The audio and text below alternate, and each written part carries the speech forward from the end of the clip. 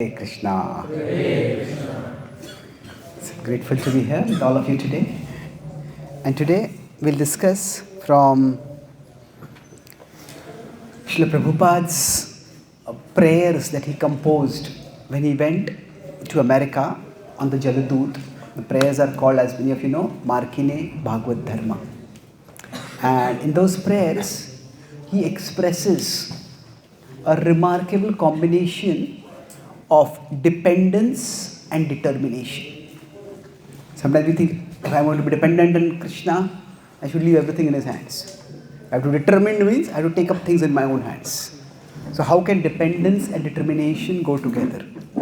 Or broadly the topic we will discuss within this is, how can we plan in a devotional mood? Should we make plans in our life? If we have plans, are we trying to become controllers? If we plan, how do we stay aware that Krishna is the supreme controller and still make plans? That's the broader theme that we will discuss. Before that, we do that, let's try to get a sense of the place where Srila Prabhupada was when he composed this prayer. So, wherever you are seated, you can close your eyes and go to sleep. Okay. So, can you close your eyes and take 3 deep breaths.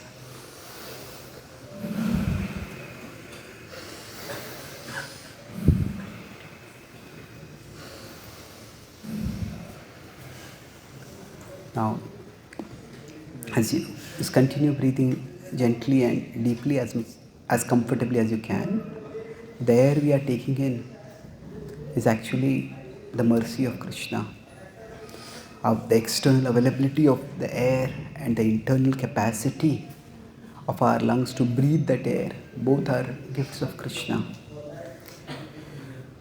Wherever we are, whatever is wrong in our life, just the simple activity of breathing can remind us that Krishna is right with us, that Krishna is taking care of us, and that's how we are alive.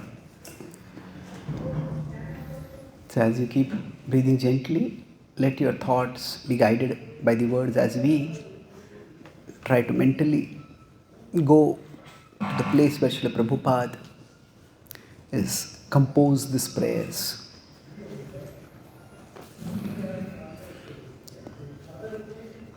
See the vast sky. It's a combination of blue, black, with some clouds in the distance which look ominously dark. The sun is hidden behind the clouds. Little glimpses of bright yellow and pale white coming from behind the clouds. As we look up from the sky downwards, we see a vast ocean stretching in every direction as far as we can see. In that ocean are waves, some gentle, some fierce, some giant. And in that vast ocean, as we look down, we see a small ship that is moving in the vastness of the ocean. That ship seems so small, so vulnerable, so frail. That ship is now coming close to the vast mass of land that is North America. And there, standing on the hull of the ship, as our vision comes closer and closer, we see one striking figure. There are people moving around, bustling on the ship. These are all the various crew members doing their work as the ship is coming to the coast to land. This person seems as if he is in a different world, unaffected by all the busyness around him. His eyes are looking at the coastline that is appearing in the distance. Hills are rising in the background, tall skyscraper buildings are being seen in their outline. And his eyes seem to be seeing it all, and yet seem to be seeing something far more than it, far beyond it. He seems to be so divinely calm as he stands there, clad in saffron robes, with one hand in a bead bag, his face grave. He's looking up at the sky, and his figure is small, yet his stature is huge.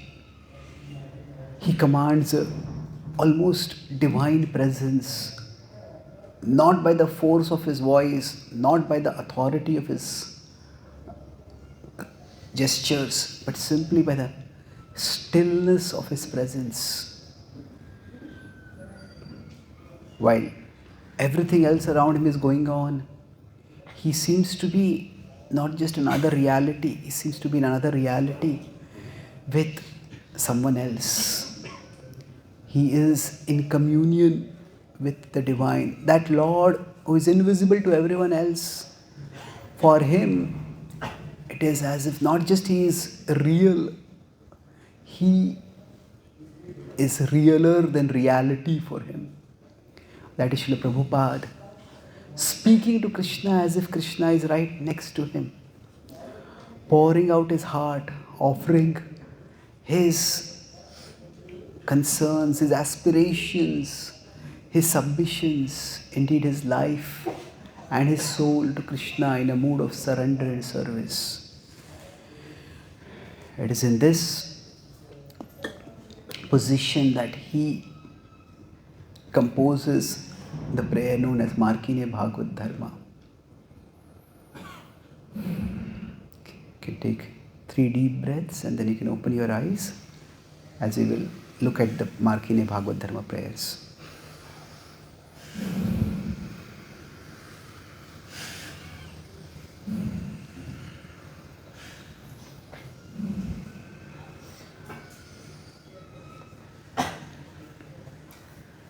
So here, I had tried to do the English translation of these prayers. Sometimes the Bengali we can understand it, but poetry is not just a matter of understanding the language. It is also a matter of feeling the emotion. So through English I have tried to convey some of the emotion. So we'll read the poetic translation of this prayer, and then we will read one of the prayers that I have composed based on those prayers. Such immense mercy have you shown, O Krishna, upon this soul fallen and forlorn. Why have you brought me to this place? Now do with me as suits your grace. You must have some purpose, I humbly guess, some hidden aim in this wilderness. Why else would you bring me to such a terrible place, so lost in illusion, so void of grace? By Rajas and Tamas in formidable might, all here are covered in illusion's night. For Vasudev's glories, they have no attraction. In the divine, they find no satisfaction. With your mercy causeless, choose, O Lord, to bless. Your mercy makes everything possible. You are incredible, unstoppable, magical.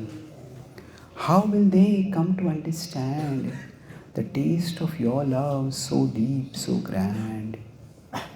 Grant this mercy on me, O Lord omnipotent. Take charge of me and make my words potent. It is, O Lord, by your arrangement that all fall to illusion's enticement. It is, O Lord, by your benediction that all may break free from illusion.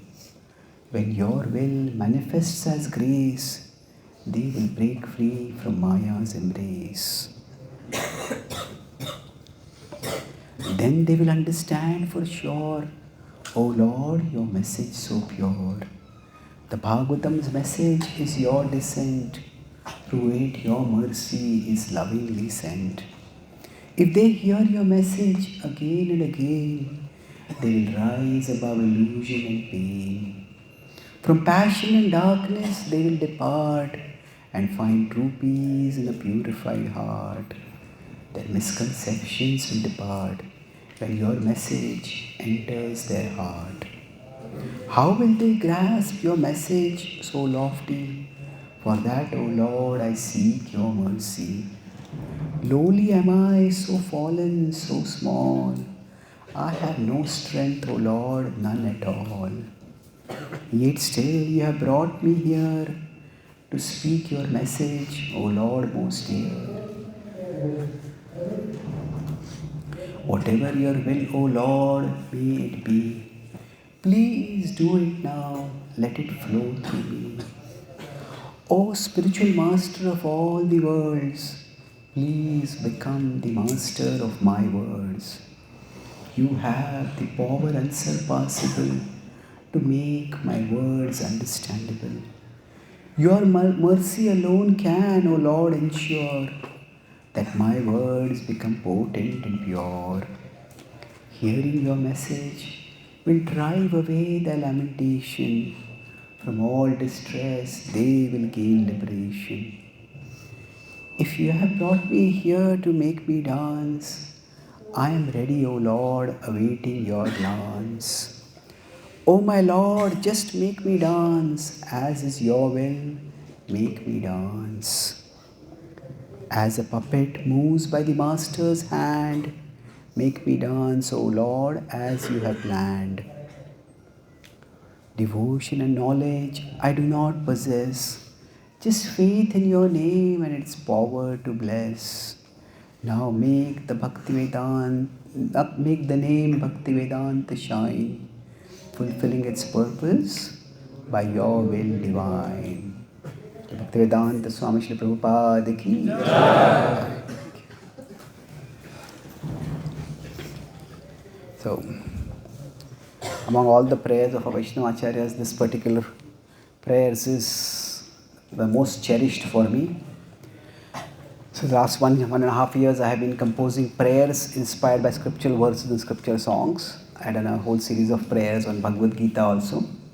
But this is, in each of these prayers, I've taken we have a picture of a deity of Krishna from various parts of the world, where like Prabhupada's mercy temples have been established, and we have Prabhupada in a prayerful mood, and then we have a title of a prayer which is like a spiritual affirmation, and then we have a small prayer. So we'll look at 1 or 2 or 3 prayers here, and then we will have some question answers. So let's recite this. Boro Krupa Kaile Krishna Adhamera Prati. Boro Krupa Kaile Krishna Adhamera Prati. Such immense mercy have you shown. Can you repeat? Such immense mercy have you shown. O Krishna, upon this soul fallen and forlorn. O Krishna, upon this soul fallen and forlorn. You can repeat this prayer after me if you like. My dear Lord, let me treasure the opportunity, even when bereft of facility. So I would request different devotees to read one paragraph. Who would like to read the first paragraph? My dear Lord, how stunning is the consciousness of the saints devoted to you, as seen in the Srila Prabhupada, who declared that he had received immense mercy from you, yet to any ordinary eye no mercy is visible. He stands alone, no followers accompanying him, none awaiting him. He has no institutional support. His material means are almost nothing, just 40 rupees. The only resource he possesses, his own body, has endured 2 heart attacks on successive nights during his voyage. Yes. So here, what is remarkable is when Prabhupada is composing the prayer, the first thing he says is, Boro Krupa Koile Krishna. Krishna, you have been so merciful to me. Adhamera Prati, I am unqualified. I am fallen. I am so fallen and forlorn. So it's extraordinary. In general, during the course of our life, wherever our life is a journey, and we are on that journey. Most of you are probably around 20, 25, 30. Some of us maybe 35, 40, 50. So we are somewhere along the journey in life. And for all of us, if we look at life, there are many bad things that have happened. Maybe something bad things are happening to us right now. And life is such that there will be bad things happening in the future. And the nature of the mind is to fixate on the bad things. Now, if we are honest in our life, good things have also happened. Good things also keep happening. But our mind tends to dwell on the bad things that have happened. 5 people may treat us nicely and talk with us politely, but one person speaks a little impolitely, that's what our mind dwells on. So, this is to some extent natural human psychology. When we think about Krishna consciousness, we often think of Krishna consciousness means to turn away from the world, shut out the world and focus on Krishna. We chant the holy names, we behold the deities, we hear Krishna Katha. And yes, that is one aspect of Krishna consciousness. So if we are here in the world, we turn away from the world and we focus on Krishna. That is one aspect of Krishna consciousness, no doubt.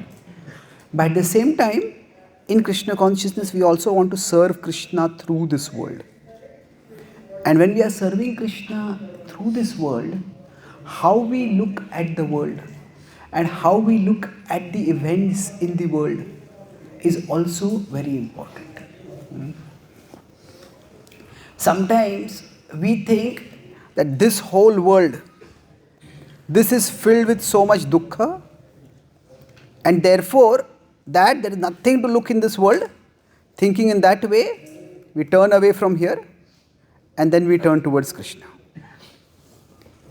And yes, at one level, yena kena prakarena, any way we turn towards Krishna is good. Mana Krishna niveshet. However, that is not a sustainable way to live. Because our Krishna consciousness, what is it meant for?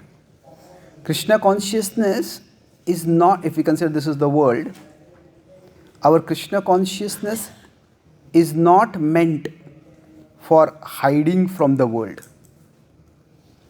It is not meant for escaping from the world. It is meant for guiding us in the world. Not hiding, but guiding.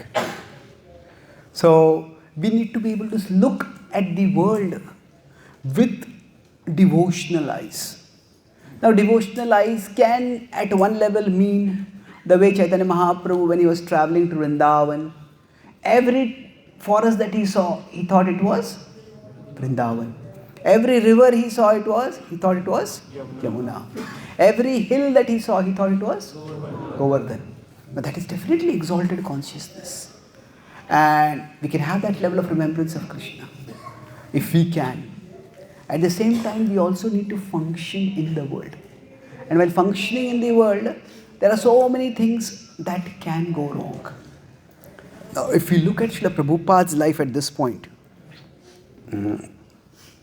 Prabhupada, by any calculation, is near the end of what is normally considered average lifespan. He is 69 at this point, nearing 70. Which year did Srila Prabhupada go to America?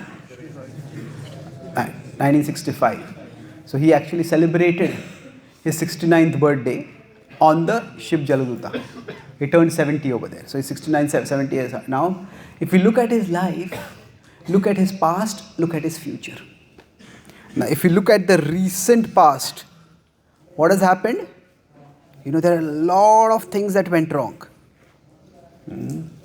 So he is on his way to America, but he has generally, whenever we are traveling, if I consider as a speaker who is traveling, what all do we need for traveling?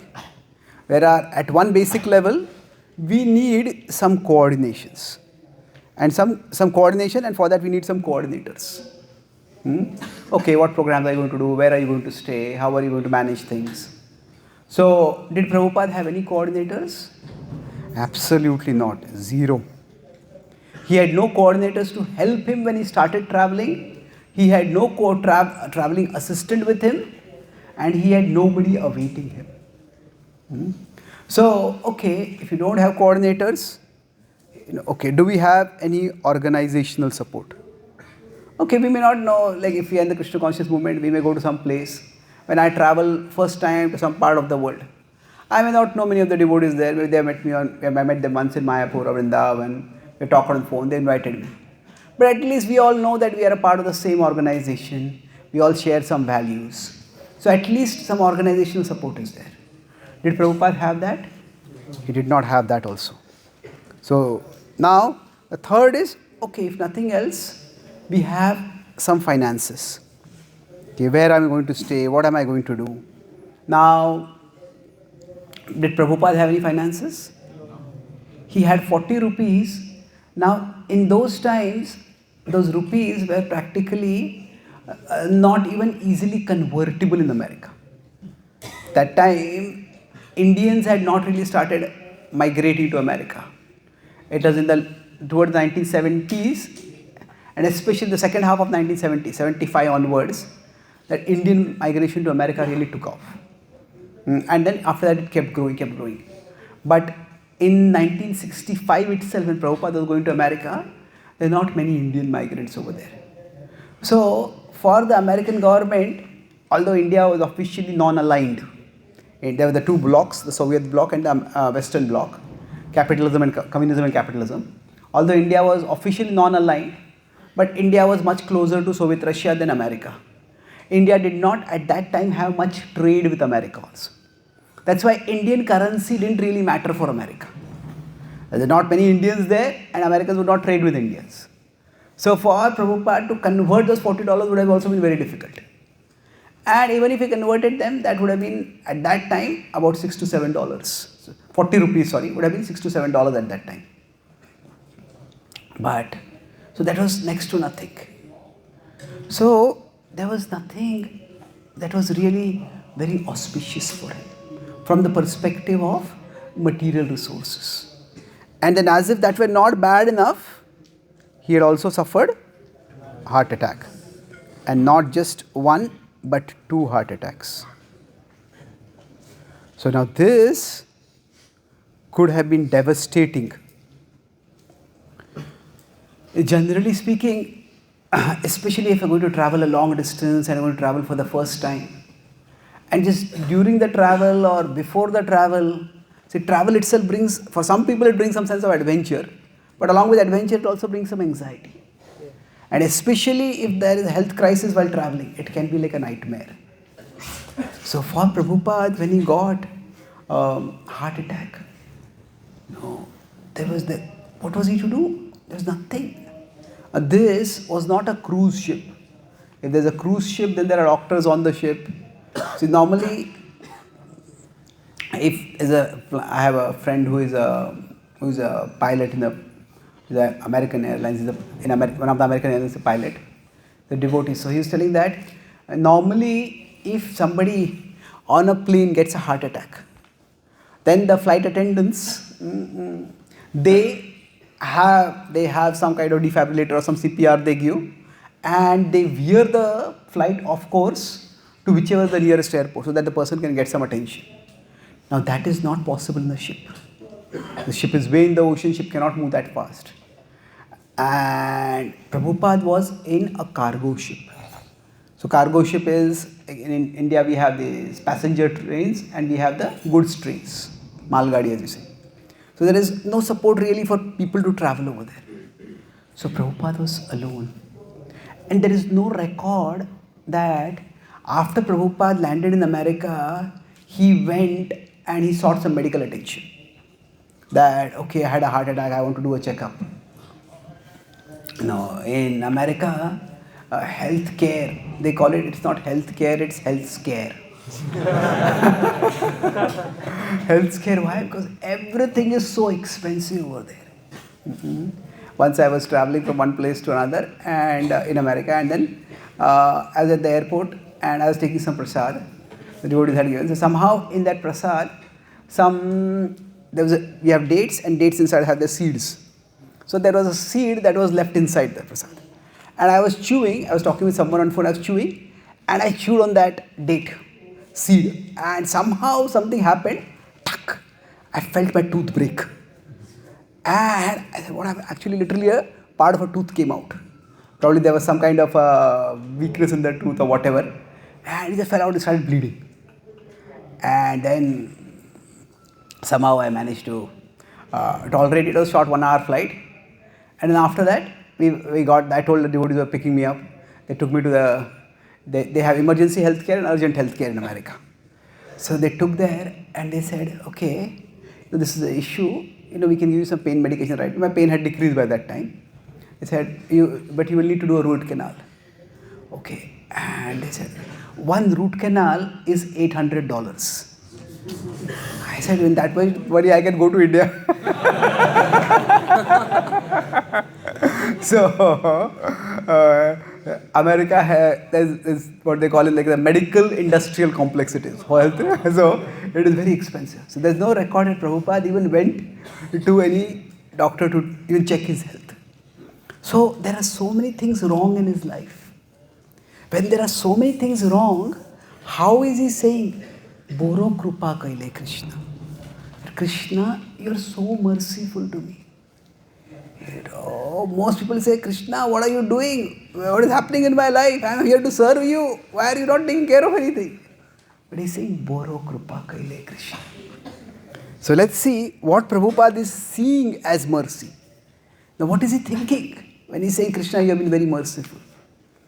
Who would like to read the next paragraph? Yes, please.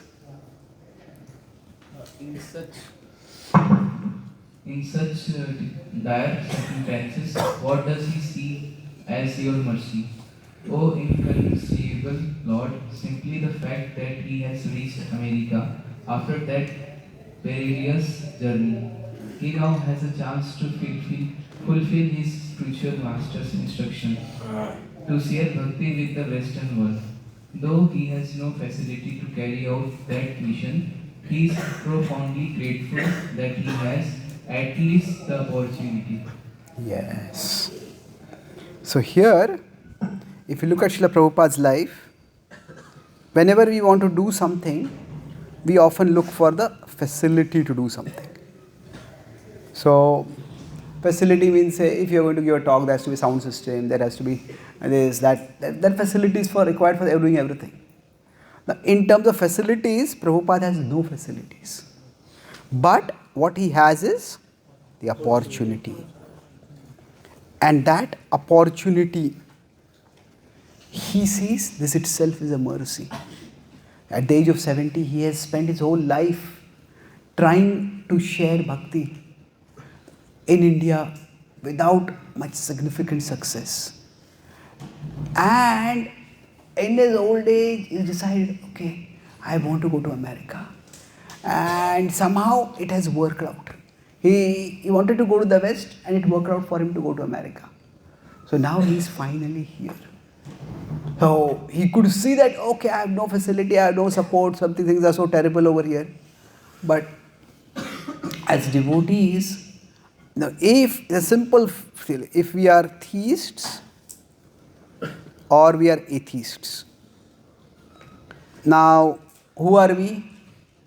Obviously, we are at a philosophical level, we are all theists. None of us will say we are atheists. But quite often, at a psychological level, what happens is, psychological level, if we are only seeing everything that is wrong in life, that means I believe in God and God is good, but everything in my life is bad. That means, at a philosophical level, we may say I believe in God, but if we are pessimists, then we are actually not theists. We are being atheistic.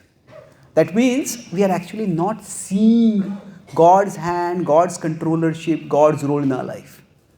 Now, Prabhupada did say, he said, Janma Mrityu Jara Vyadhi Dukkha Dosha Anudarshanam. in that purport 13.8 to 12, he does talk about how a devotee should be pessimistic. But that is very specific. He is saying that in terms of the prospects for enjoyment in this world, a devotee understands, yahi samsparsha jab hoga, dukkhayo nayevate. That if I seek pleasure in this world, it will lead to trouble.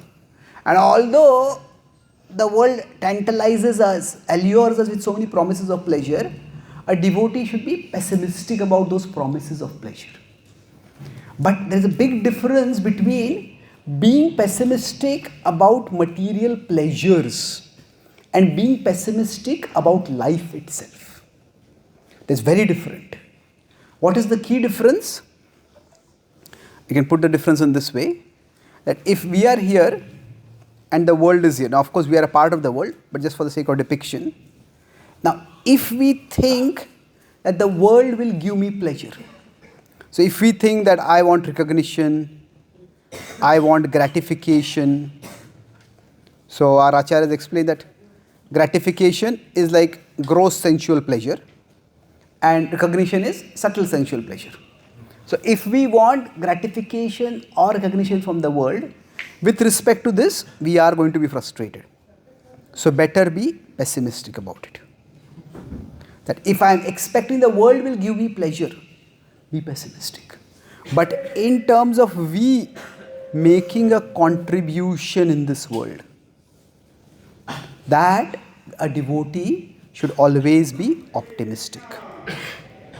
That contribution means what?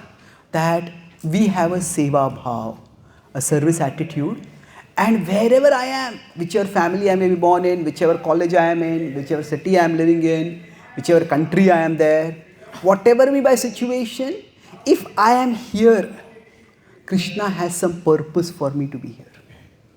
Krishna wants me to do something over here. And in that sense, a devotee should always be optimistic. That not in terms of gratitude, the world giving me pleasure, a devotee understand that that's just a false promise. If Maya were a marketing company, 100% of its budget, so if Maya is a corporate company, 100% of its budget is on marketing, 0% on product innovation. So it is all punah punash charvita charvanana. And that is the same old pleasure. As devotees, we try to be pessimistic about the promise of pleasure in this world. But for us, as devotees, we want to serve. Krishna tells Arjuna, Tasmat tamuttishta yasho labhasva jitva shatrun bhungshvarajyam samruddham mayai vaite nihata purvameva nimitta matram bhavasavyasachi. That is, when you want to assist me in establishing dharma in this world, arise Arjuna, fight. By my arrangement, your enemies have been destroyed. Victory will be yours. Arise and attain a flourishing kingdom. So that is devotional optimism. This optimism is not just that we will go back to Krishna one day. It is also that we are meant to do some service to Krishna. So we are here, wherever we are, it is within Krishna's plan, and Krishna has some reason for where we are. So Prabhupada is thinking that Krishna has brought me here, and that is a great mercy. So as devotees, we need to be optimistic. We can see what is wrong in our life, and there are lots of things wrong in our life. But still, as devotees, there is always some opportunity to be of some service. And on the basis of that, Prabhupada is saying to Krishna, now you have brought me here. Toward the end of my life, at least I have an opportunity to fulfill the instruction of my spiritual master. Therefore, I am very grateful to you. Boro Kripa Kaile Krishna. Who would like to read the last paragraph? Okay, where is the mic, by the way? O Lord Almighty, a heart devoted to you sees beyond the circumstantial to the transcendental, from scarcity to sanctity, from trial to trust.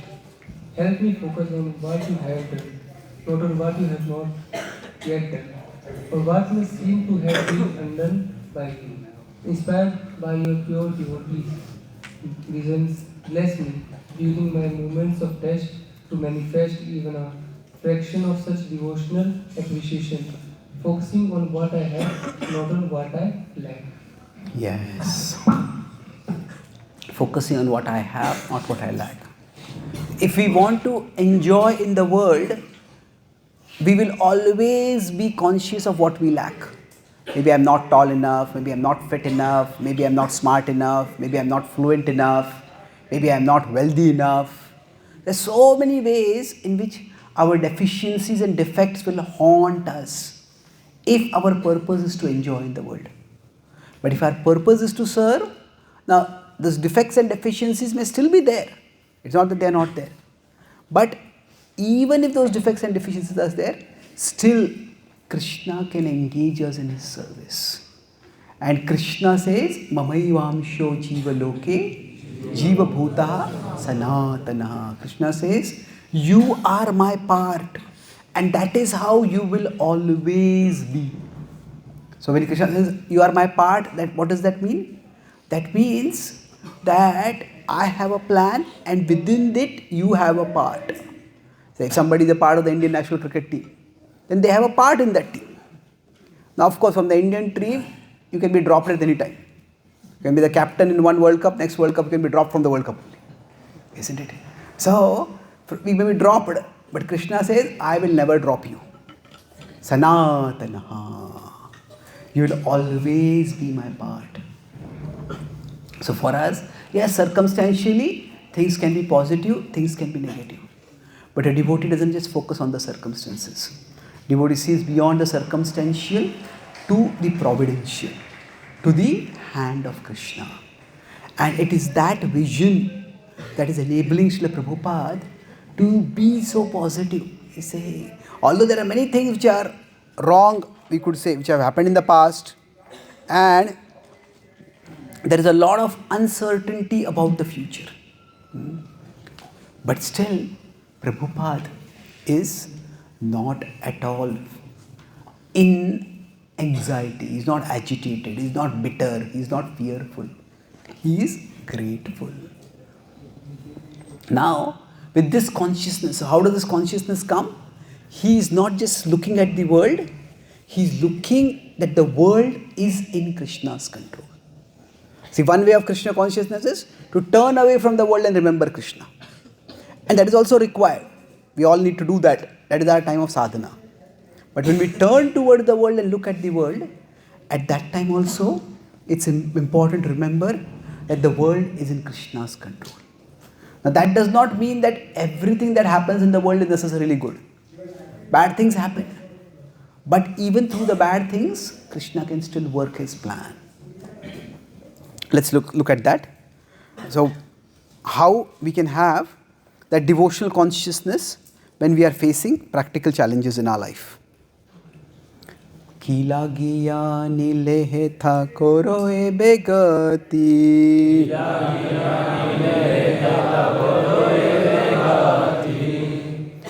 Why have you brought me to this place? Now do with me as suits your grace. Now do with me as suits your grace.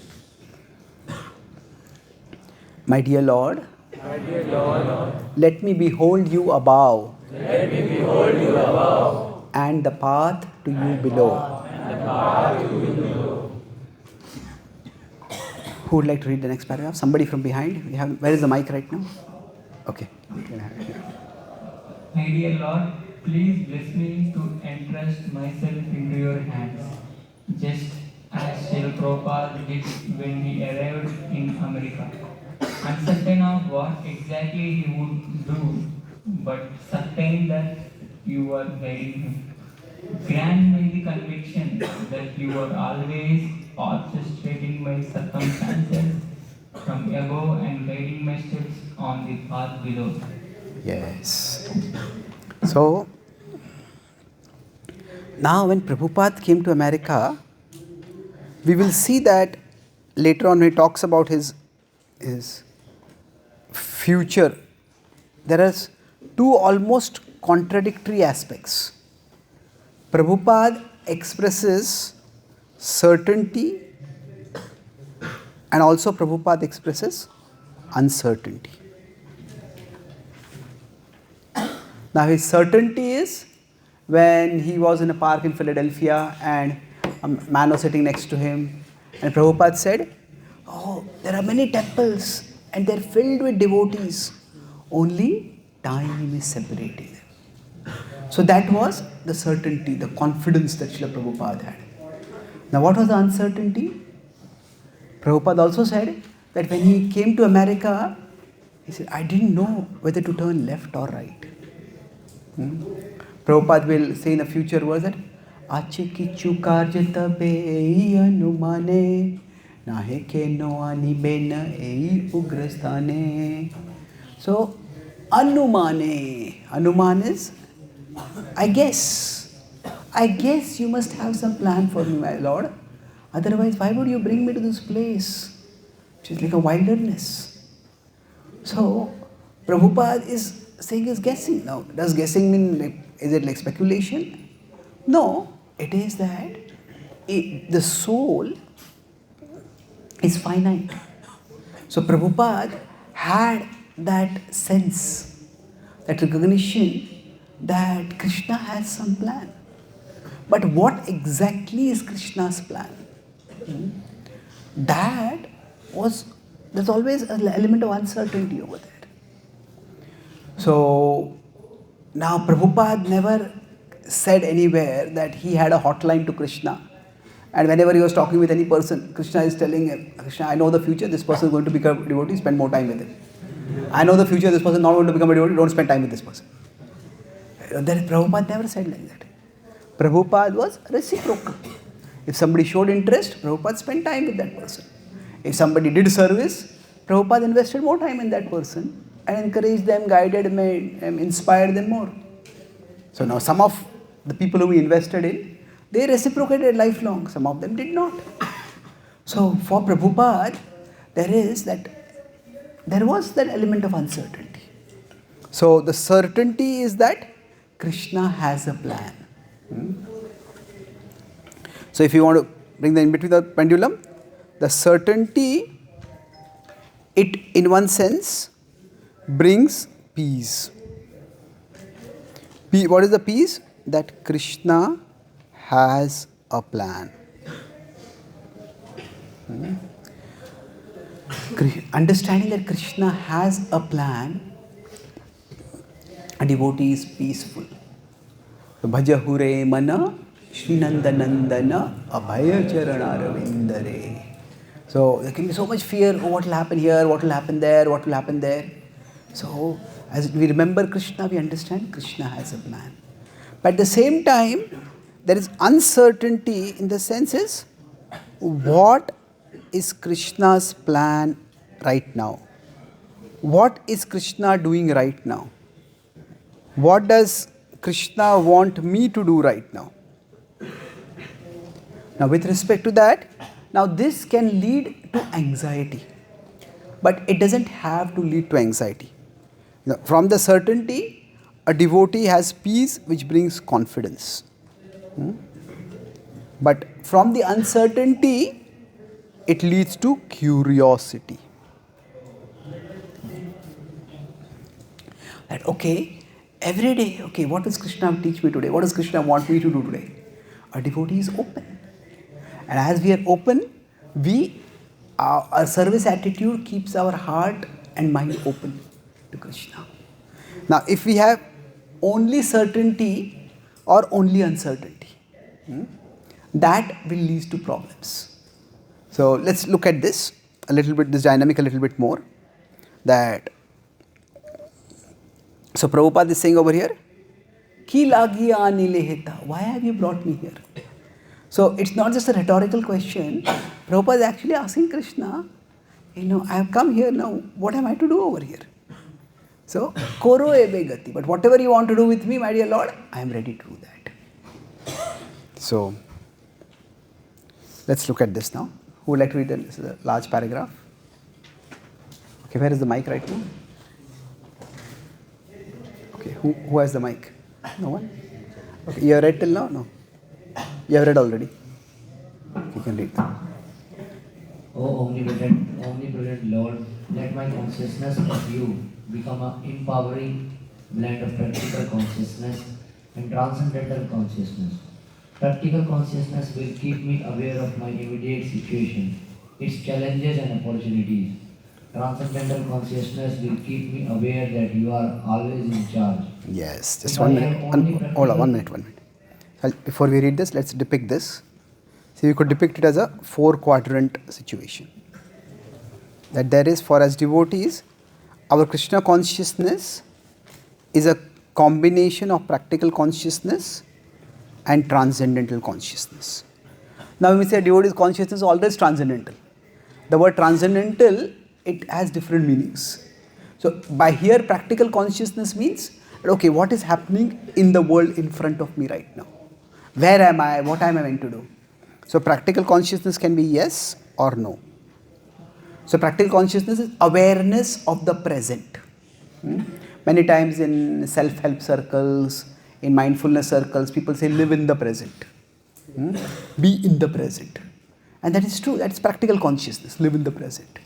But it's also important, live in the present, but don't live for the present. Isn't it? Don't live for the present. If you live for the present, you think, okay, this is the only enjoyment I have right now, just let me enjoy. No, our life is meant for something far bigger than the present. So transcendental consciousness is the awareness that Krishna is in charge. So we can have transcendental consciousness or we may not have transcendental consciousness. So with these 4 quadrants, with this graph in mind, now let's look at the remaining part of this paragraph. Yeah. If I have only practical consciousness without transcendental consciousness, I will be consumed by anxiety and paralyzed by panic. If I have neither practical or not transcendental consciousness, I will be lost in my head, unable to do anything worthwhile. If I have only transcendental consciousness without practical consciousness, I will become unrealistic, over-dependent on your intervention without doing my part. Yes. So, if you have only practical consciousness, okay, this is the opportunity, this is the challenge. Now, it's good to have that, and it's necessary to have that, in fact. But over a period of time, life can seem after one problem after another problem after another problem after another problem. And then it just becomes exhausting. It becomes exasperating. It just becomes disheartening. So here, eventually, one will end up with anxiety. Because if I am alone in facing the whole world's problems, I can keep fighting. But the world's problems are like the ocean's waves. They just keep coming one after another. And we'll just be beaten and battered and then shattered eventually. So that anxiety can eventually lead to panic. Now some people are given to, the English word is hyperventilate. Hyperventilate means they just become very emotional about everything. They catastrophize. The small thing has gone wrong. Oh, the whole world is coming to an end. For them, before it is 10 a.m. in the morning, the world has come to an end 10 times a day. Every small thing is like a disaster. So, if we have only practical consciousness, we will be consumed by anxiety and eventually we will be overwhelmed by panic. Now, if we have neither practical consciousness nor transcendental consciousness, that means what? We are not remembering Krishna, we are not even aware of what is going on around in the world. Then what is going to happen? We will be distracted. We will be distracted, eventually will become dysfunctional.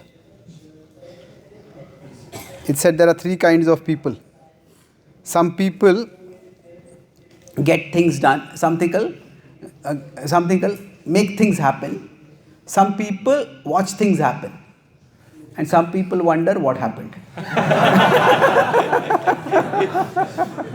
So, they're so lost in their head, in the thoughts inside their head, they don't even know what is going on. So this will be tamoguna. Yaya swapnam bhayam shokam vishadam madamevacha. Na vimunchati durmedha dhruti sa partha tamasi. This is not at all healthy. Now, if we have transcendental consciousness without practical consciousness, that means, say, I'm remembering Krishna. But if you are remembering Krishna, and while remembering Krishna, we are crossing the road and we are closing our eyes and chanting Hare Krishna. What will happen? Maybe that is the last Hare Krishna we'll chant. Now we may suppose we have a heart surgery to be done. And then there are two surgeons. One is a devotee heart surgeon, another non-devotee heart surgeon. Now which one will we go to? Devotee, yeah. We'd like to go to the devotee, but we'll ask the devotee.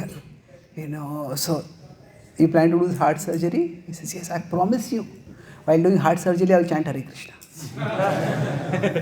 Okay, but will you do the heart surgery properly? He says, I can't guarantee that, but I'll guarantee I'll chant Hare Krishna. Now we may say, I want to go back to Krishna, but not so soon. Isn't it? So, if we have a responsibility to do, we need to do that responsibility. Isn't it? See, life has challenges, and if we don't meet the challenges thoughtfully, intelligently, the problems can multiply. So, we can't be transcendently conscious at the cost of practical consciousness. The world, as I said earlier, Krishna consciousness is meant for guiding us in life, not hiding from life. So what will happen is, here also if a transcendental conscious, we will become impractical, we will become unrealistic. Now we may say, but are there devotees who are completely dependent on Krishna?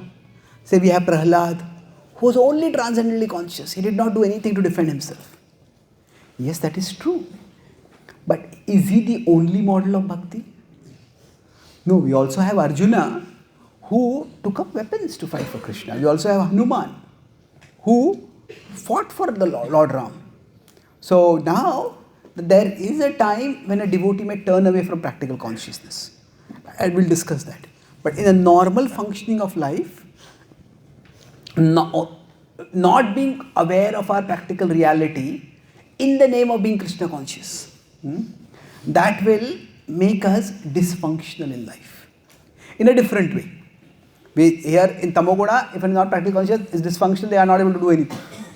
But in this case, we are remembering Krishna, but our remembrance of Krishna will disrupt us from functioning in daily life. Krishna tells Arjuna, Ma manusmara yudhyacha. So remember me, that is transcendental consciousness. But also yudhyacha. Yudhyacha is fight. Now fighting will require attention. So have that practical consciousness also. So let's look at the last quadrant now, which is practical consciousness and transcendental consciousness. Who would like to read this part? Where is the mic? Wherever the mic is, you can go. Okay. Bless me, O Almighty Lord, to cultivate both. Let transcendental consciousness keep me faithful and calm, and let practical consciousness keep me resourceful and alert. Thus, like Srila Prabhupada, may my head remain in the sky, while my feet stay firmly on the ground as I walk the path of your service. Yes. So it is said about Prabhupada, his head was in the sky, but his feet were firmly on the ground. His head was in the sky means what? He was not just caught in seeing ordinary reality and being consumed by that, overwhelmed by that, captivated by that. He was absorbed in Krishna. But at the same time, his feet were on the ground. That means he was practically considering what to do. So this is where, so our transcendental consciousness, it will keep us calm. It will keep us faithful. Our practical consciousness will keep us alert. It will keep us resourceful. Resourceful means what resources do I have and how can I use those resources in Krishna's service. Now, how the first Rath Yatra started in America is a very striking illustration of this. So Prabhupada was in San Francisco. The first center of the Krishna consciousness movement was established where? In New York. And at that time, some of the devotees who were in New York, they also had friends in San Francisco. Shyam Sundar Prabhu and Mukunda Maharaj, who later became Mukunda Maharaj, they had friends in from San Francisco also. So they went there. And in the Haight-Ashbury area, they started talking with people and they started telling about the Swami who has come from India. And they invited Prabhupada to come there. So now, the way it worked out, right in the beginning itself, there were these two groups of devotees, two centers. Now, the New York devotees, those who were there, they were a little bit more, you could say, rigid. They're following the rules strictly. And the San Francisco devotees were a bit more liberal. They were more adventurous. They wanted to go out and do big things for Krishna. Okay. So while doing big things for Krishna, so they were a little bit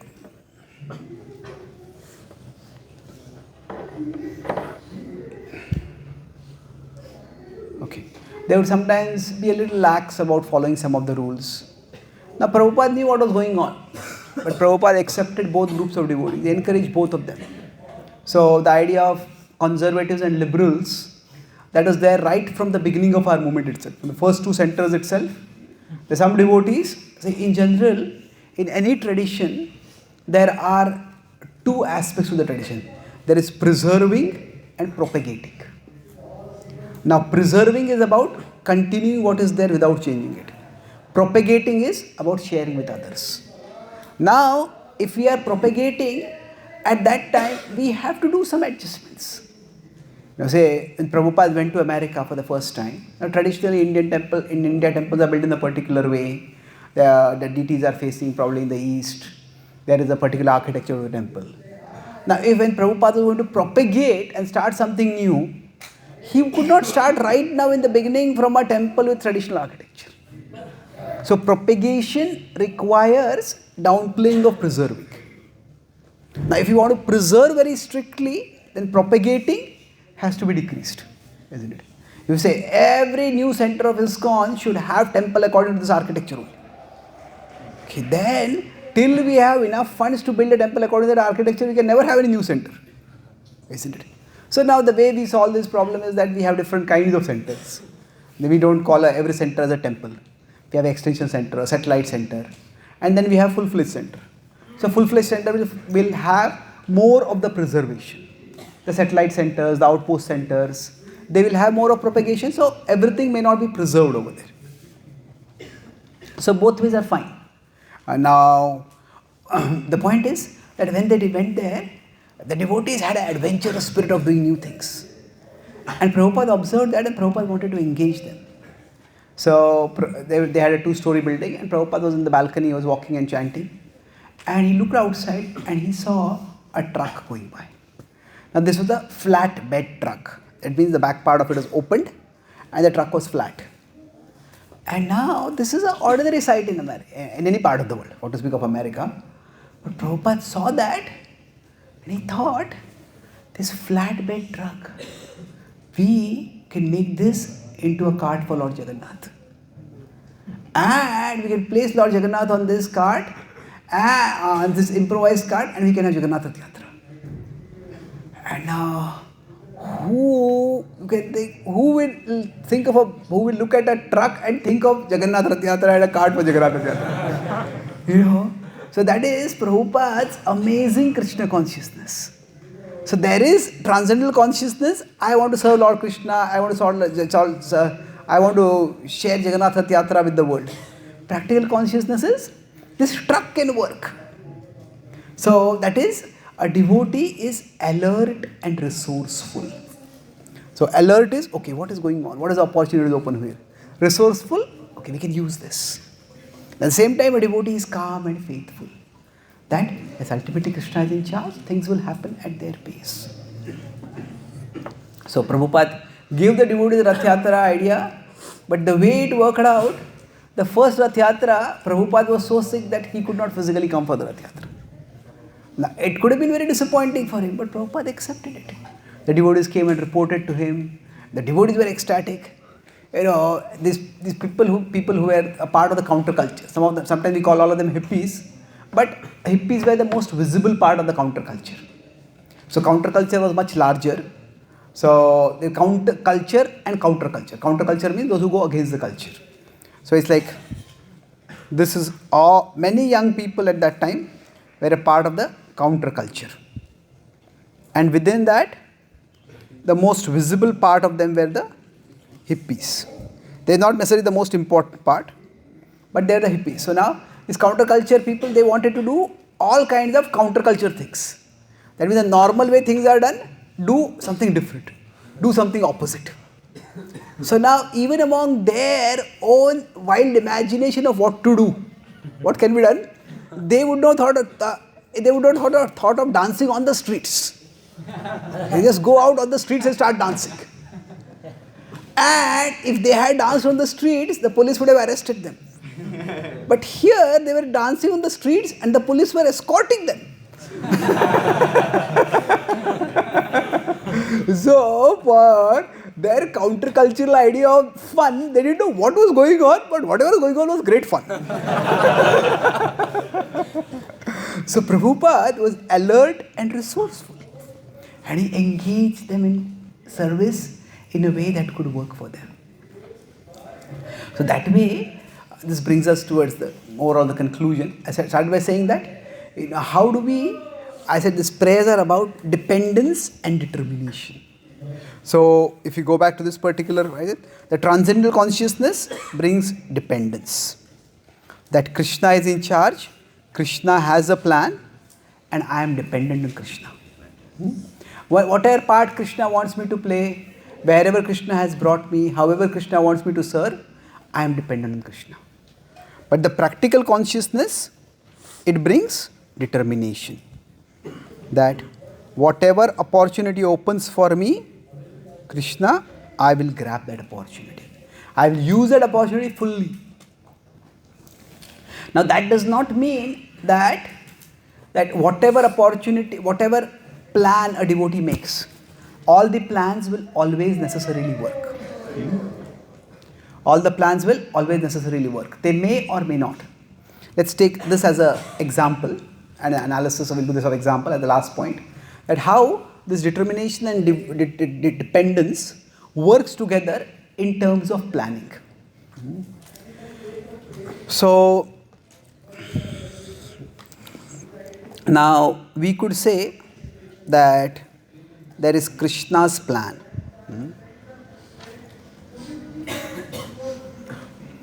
And there is our plan.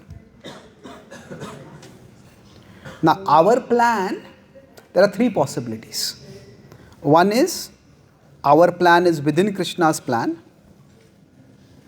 Second is, our plan is partly within Krishna's plan and partly outside Krishna's plan. And third is, our plan is outside Krishna's plan. So now what do I mean? Our plan is outside Krishna's plan, or partly inside, partly outside. Now we don't know in advance. At one level, when will we know our plan was in Krishna's plan? It is eventually when the results come out. But, so there are two ways of looking at it. One is that if we have a desire to serve, we take guidance, we follow instructions, we take blessings, and then we act on the desire to serve, then we are within Krishna's plan. So here, let's try to understand what we mean by Krishna's plan. So if this is the mountain and this is the ocean, then the Ganga always moves towards the ocean. Now in one sense, the flow of the Ganga towards the ocean is unstoppable. But that does not mean its path is fixed. Sometimes one path may be blocked and then it may go below, it may go left, it may go right, it may go above, or it may just keep pushing till it erodes and makes a way. So in one sense we can say for the Ganga, there are two different things. There is the purpose and there is the path. So the purpose is fixed and the path is flexible. The purpose is fixed and the path is flexible. So now this same dynamic we can apply for ourselves. So when we use the word plan, now the word plan can refer to the purpose or the word plan can refer to the path. So for us as devotees, our purpose is Krishna, I want to serve you. That is fixed. And then as a part of serving Krishna, we may make some plans. A plan could be that, okay, I'll go to this college and I'll try to share Krishna Bhakti over here. Or maybe I'll go for my post-graduation studies in this political place and then I can help in the outreach over there also. Or I want to pursue this career, I want to do research over here, and I want to build a career in this space, and then I'll have stability, I'll have some social respectability, and by that position by that way I can serve Krishna. So plans can be in different ways. So for us, if we understand that this plan can have two different aspects to it. There is the purpose and there is the path. So this is where I want to go and this is how I want to get there. So for us, as devotees as well as for Krishna. Now if we consider plan as purpose. For Prabhupada, let's start with Prabhupada because we are discussing about Prabhupada. This was always fixed. That I want to serve Krishna. I want to share Krishna's message. Now, the plan in terms of the path, was that fixed for Srila Prabhupada? No. For this, Prabhupada was remarkably flexible. Let's look at 2-3 different examples of Prabhupada's flexibility. So, now, if you look at Srila Prabhupada's timeline, there was Srila Prabhupada, when did he meet his spiritual master? And 22. When did he take initiation? 33. And then when did he go to America? 65. So now, from the time he met his spiritual master, he was trying to serve his spiritual master. Now his Guru Maharaj had told him that you share Krishna Bhakti in English in the West. And now he thought of different ways in which he could do it. He first thought that I am a Grahastha, so let me contribute through finances. Now he thought, an astrologer said that you may become one of the wealthiest persons in India. So Prabhupada worked very hard to try to build his business. So let's see if I can do this.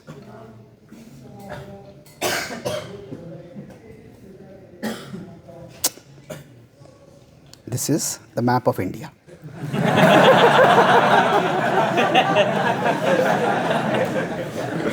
So, this is Kolkata, this is Mumbai, this is Prayag. What is special about these three places? Sorry? Yes, Prabhupada lived here in these three places and Prabhupada had his business at these three places. Now, I have a friend who has done his PhD in, he was a history student before, he done his PhD and his specialization was in pre-independence history. And I had a long discussion with him, so he said that, I asked him that, did people travel so much at that time? Not just travel but relocate. He said, yes, if they were in government service. The government would transfer them, and if the government would transfer them, they would have quarters, they would have a job, and then the people would travel. But people who had private businesses, they would not travel so much, especially in terms of relocating their business. So it was a huge thing. Prabhupada started a business in Kolkata, then he relocated a business to Mumbai, then he relocated to Prayag. These are very different parts of the country. And at that time, traveling was not easy. So there were no flights, you go by train, and trains were super crowded.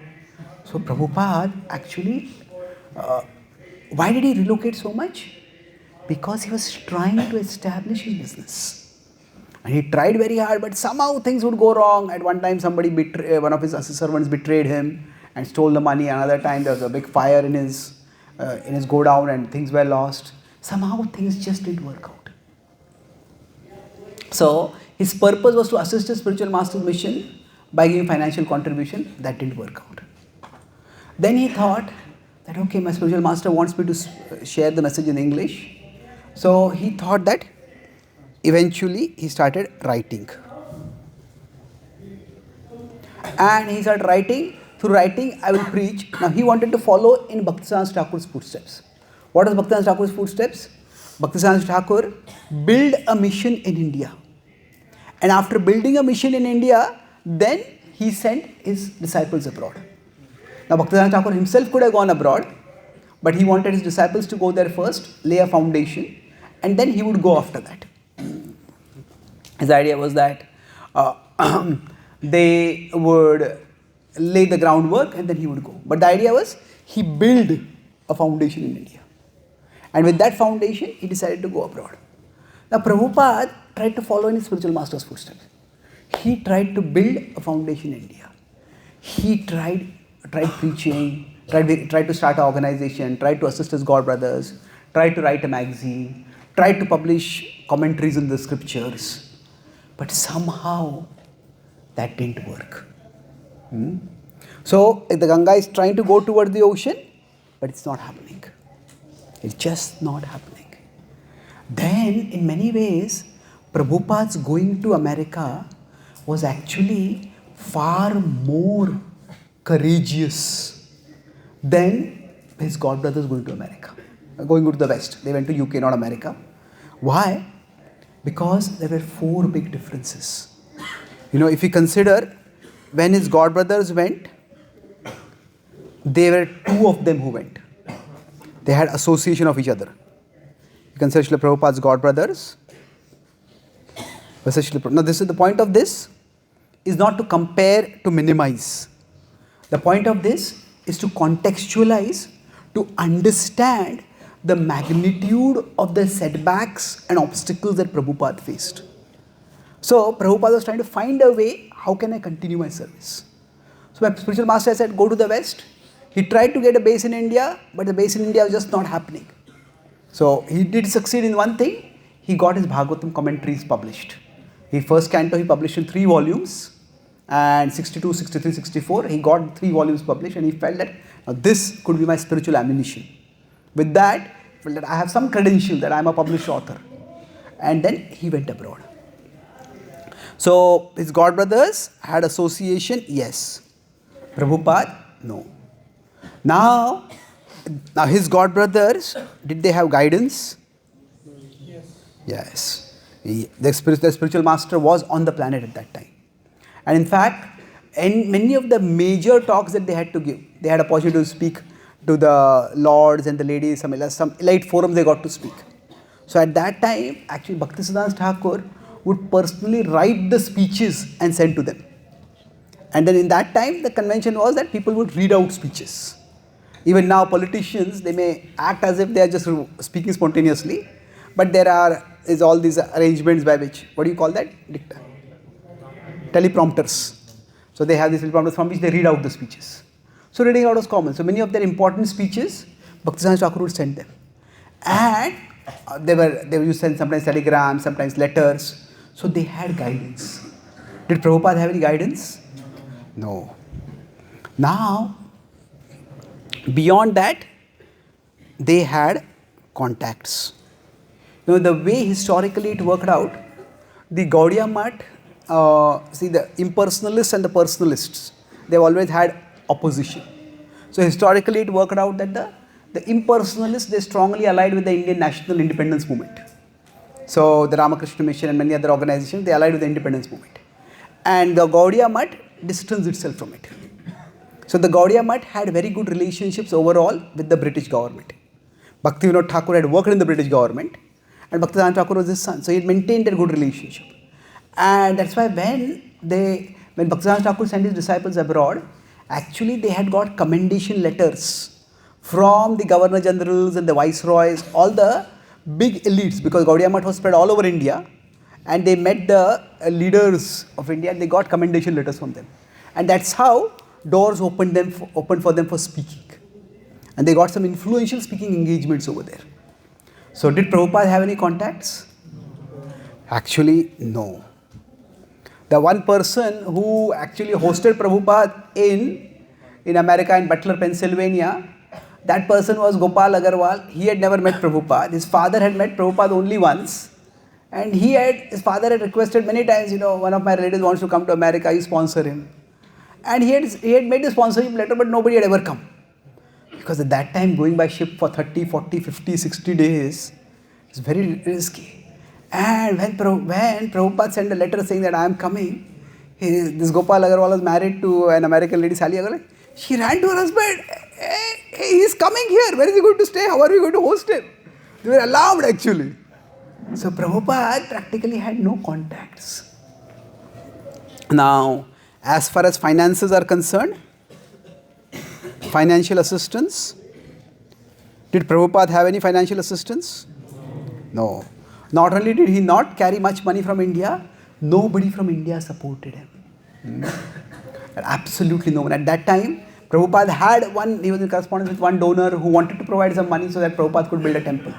But at that time, the Indian government was very, very concerned that foreign exchange may go out of the country. Like recently, the Prime Minister made a statement that, try to cut down your foreign travels.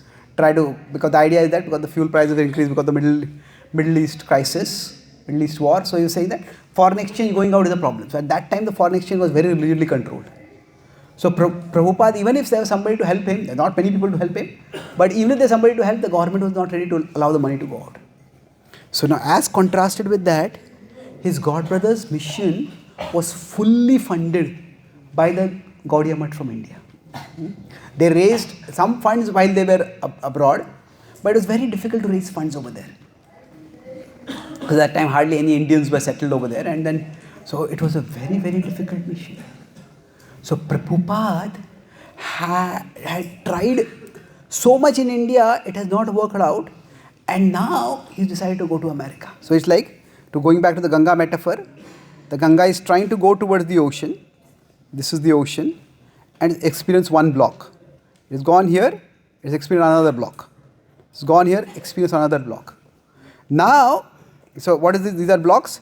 Prabhupada as a householder, he tried to earn money through his business. That was a block.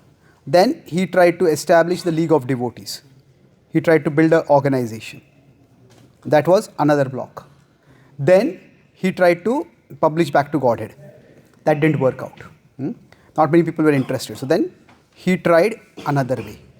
And now he is going to go to America. Now you could say actually this is not just a small block, this is the biggest block, you could say. So he is trying to go to America. Prabhupada was fixed in purpose, but he was very flexible in path. How do I move ahead? Now, the example he had, outreach broadly can happen in two ways. When we want to do outreach, there are two main models of outreach. One is what is called as top down, and the other is bottom up. So top down means that we influence the leaders of society and the leaders influence others. Like yadyada acharati sreshthas tatta devetaro janaha. And the bottom up is that we act at the grassroots level. We reach people, and by reaching people more and more and more, gradually the influence goes upwards. So now Bhaktivedanta Thakur, when he had sent his disciples to UK, what was the approach they had taken? The top down approach. And that had not worked. Now Prabhupada wanted to follow in his spiritual master's footsteps. So he also wanted the top down approach. So that's why he was in Butler, Pennsylvania. From there he moved to Philadelphia, which was a bigger city. From there he moved to New York. And when he moved to New York, There also there were wealthy elite people who were interested in Eastern spirituality. And so there was this Dr. Mishra's yoga studio, and there wealthy people would come for practicing yoga so that they could become fitter. And Prabhupada was there staying with him. Prabhupada tried to talk about Krishna Bhakti, but he found these people were not really very serious. When people turn to bhakti, when people turn to spirituality, they can turn for two broad purposes. One is spirituality is a shock absorber for them. Shock absorber means, oh, life is so much stress, so much anxiety, so much fear. I just want to be calm. I just want to be content. I want to be well connected with myself. I want to be forgiving. So the whole idea is, I want to go on with what I want to do in my life. I want to pursue professional success. I want to enjoy life. But along the way, I am facing problems. There are some shocks. I want spirituality to be like a shock absorber. Now, yes, spirituality can be presented that way also when Krishna says Artho and Artharthi. Those are people who are coming to him for spirituality as a shock absorber. But Prabhupada was not interested, at least at that time, in presenting spirituality from that perspective.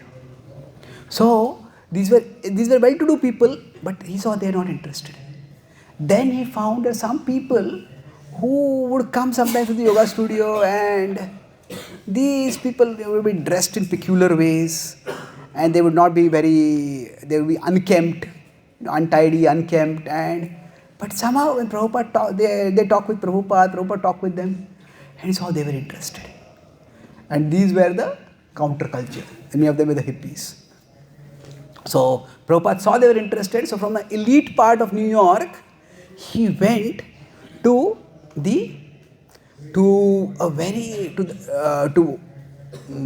what was the hippie counterculture part of New York. That was, now of course Manhattan has become one of the prime properties in New York. But at that time, that we had 26 Second Avenue and all that Lower East Side. That was not at all a safe locality.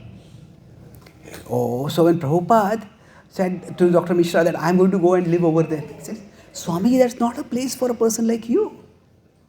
He says, it's not hygienic, it's not culturally compatible, it's not something where it won't work for you. But Prabhupada said, no, people are interested over there. So let's go over there. Now, when Prabhupada went over there, it was extremely difficult.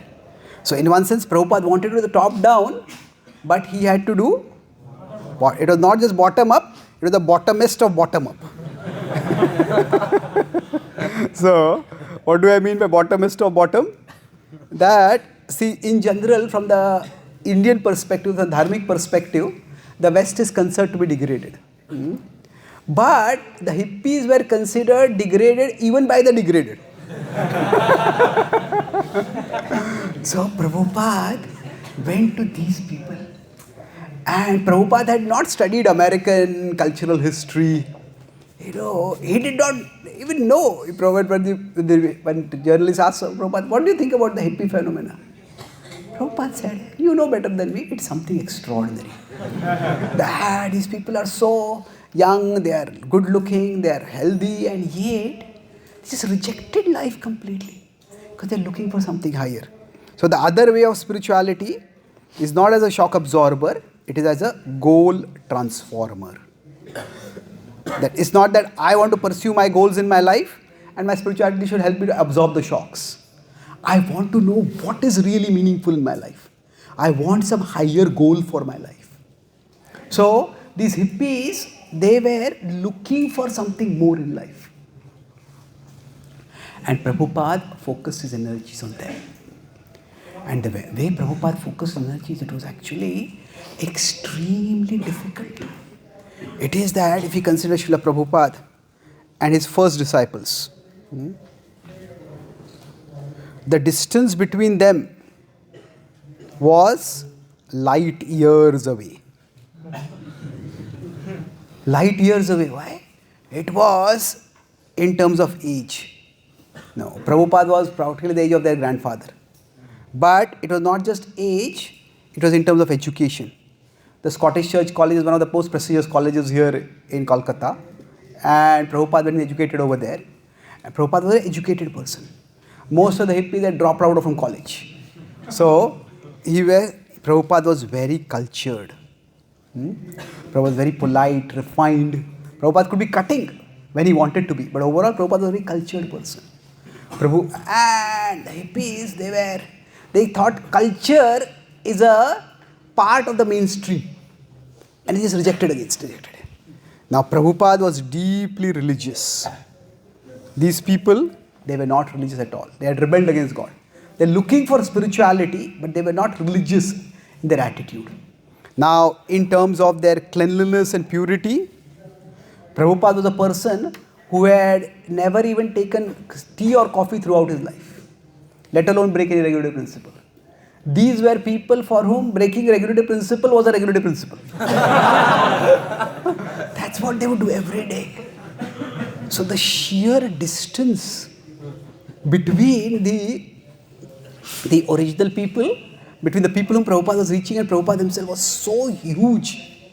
How Prabhupada bridged that distance is extraordinary. Prabhupada was giving a talk, and suddenly there was this. Have you heard of this drug called LSD? So LSD, it was a drug which somehow at that time they developed the idea that by taking drugs you can become spiritual. Now, that idea came from various places. It came from Native Americans. They have a drink called peyote which you take and people seem to go high. It came from the Naga Babas India who take bhang. It came from various places. But somehow they developed the idea that you take some drugs. Now, bhang is not a drug exactly. But their idea is that you can take substances and you will become spiritual by that. So, LSD was a drug and they renamed LSD as the League of Spiritual Discovery. That means anyone who takes LSD joins this drug. Takes this drug, joins this league. And sometimes if you go to some traditional Indian temples, there are some people who seem to start behaving strange. They start going round and round and round and round. And it's like they are possessed by something divine. Especially it happens in Durga Puja sometimes. People get possessed. So when they are possessed, everybody stays at a distance from them. The goddess has come in their body. So now whether the goddess has come in night, that's a different question. But this idea is there. So like that, when people would take drugs, LSD, and they would speak all kinds of crazy things. Yes. When they speak that, the idea in that culture at that time was that these are LSD saints. What do you mean by that? That by taking LSD, they are getting some special vision.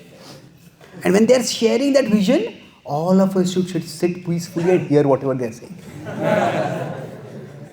And the way it was that, so many times Prabhupada would have evening programs on Monday, Wednesday and Friday. And when he would have these programs on Monday, Wednesday and Friday, people would come. And then some few people became serious, then Prabhupada started doing program in the morning also.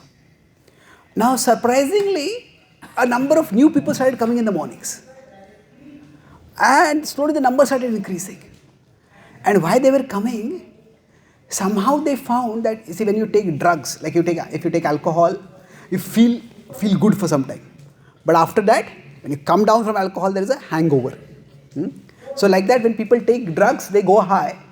But when they come down, that coming down can be very nasty. Sometimes it can be not so unpleasant, but sometimes it can be very unbearably unpleasant.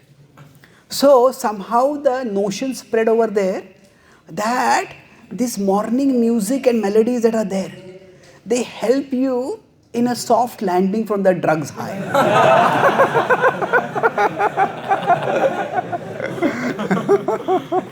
So people would come, and the morning program, we have sweet, soft melody going on, and people would come and sit. But sometimes their landing would be soft and they would be peaceful, but sometimes the landing would not be soft, and they would disrupt. They would disrupt and they would start speaking something, they would start doing something, and Prabhupada would look at his students, his disciples, he said, we can't do anything to them, Prabhu. If we do anything, we will be discredited over there. We silenced a LSD saint. I'll spoil our reputation here completely. So they just had to tolerate it all. One time Prabhupada was giving a class and suddenly one hippie said, Swamiji, I want to speak. Now Prabhupada said, look at him, come question answers after the class. He said, no, I don't have a question, I want to speak. So Prabhupada continued speaking. But he was becoming noisy, he was becoming disruptive. So at that time, they didn't have formal Vyasasans. They would just have like a wooden stage on which Prabhupada would sit. So this hippie just got up and came and sat down next to Prabhupada. And Prabhupada was speaking and he was looking at Prabhupada. Looking. And see, many of these hippies, they were not dangerous people. But drugs can make even ordinary people dangerous. So Prabhupada was speaking, Prabhupada was calm, but the whole audience was restless. What is going to happen? So Prabhupada noticed that nobody is paying attention. So Prabhupada picked up a kartal and started doing kirtan. And somehow that hippie sat there throughout next to Prabhupada. And in the kirtan he was peaceful. And then after that, then at that time Prabhupada, we didn't have so much finances. So at that time Prabhupada would just give a small apple, a piece of apple as prasad to everyone. So one of his students brought the apple and he brought a knife and Prabhupada started cutting the apple into some knife. He cut small pieces, paring it and giving it. Then he took one piece of the apple and he placed it in his hand. Prabhupada was sitting here, he extended it. So on one side was the apple, the other side was the knife. And Prabhupada just extended both. And everybody fell completely deadly silent. The hippie was looking at the apple, looking at the knife, looking at Prabhupada. Looking at the apple, looking at the knife, looking at Prabhupada. Looking at the apple, looking at the knife, looking at Prabhupada. Then finally, he extended his hand and he picked up the apple. So everybody heaved a sigh of relief. So one devotee told me that was my first program. I couldn't understand anything in the lecture, but I saw how calm Prabhupada was. So that's what impressed me. So Prabhupada had a great difficulty in the outreach that he did over there. So it is not at all easy. But Prabhupada continued that. I had a glimpse of this 1.5 years ago when I had been in America. Normally we do programs, most of our college programs are in the colleges, most of our congregation programs are at devotees' homes or in the centers. Now devotees are also trying to do Western outreach. So they had taken me for one program and as I was passing by I could see that, I said, where are we here? He says, this is what in America they call as the rough neighborhood. Rough neighborhood is basically a bit of a high crime locality. So then they said, this is where we get most people, so we have a program over it. So the whole neighborhood was very rough, but when we climbed up a series of stairs and we came up, it was a beautiful yoga studio kind of ambience was there, nice pictures, there was incense and there was soft melodious music going on. It felt like a completely different world. And then I sat down and I introduced the topic, I started speaking. And then as I was speaking, there was one about 5-year-old boy. He just started running here and there. He had been sitting behind with his mother and he started running around. And then his mother seemed to be doing something, just sitting, doing nothing. She was an American young woman. She was just doing nothing. And he was running here, running there, doing nothing. I just looked at the organizer. The organizer shrugged his shoulders. So then he kept running around, everybody was distracted. And then he was running around. Now I was doing something similar, writing on a tablet and explaining. And he came to me and started looking at my tablet, looking at me. And then he pulled my pen away from me. Then he looked at me. I said, okay. Then I gave him my tablet. He wrote something on it. And he smiled at me. Then he gave my pen back to me. And then I kept writing. But he was still moving around here and there. And then the whole class was a bit distracted. Now, after that, the organizer came to me. And after the program got over, and he said, I asked him, why did you intervene? You could have stopped. He said, no, we can't do that. I said, why? I told you, he said, this is a rough neighborhood. And there is a big gang in this area. And that woman who was there, she is the main gang leader's girlfriend. So we don't want to mess with them. So I was thinking at that time that, for me it was a small difficulty, but there were devotees all around. There were devotees and others. But Prabhupada had such difficulty. But Prabhupada persevered over there.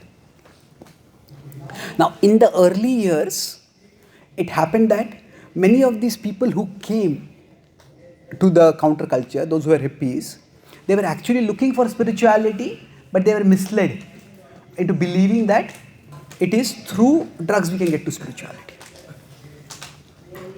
But it soon became that they got into drugs and they just got into drugs and forgot spirituality. So initially in the early 1960s, George Harrison had talked about the counterculture, and he had talked about the people who are looking for some higher meaning in life. He had glorified them, he had recommended it.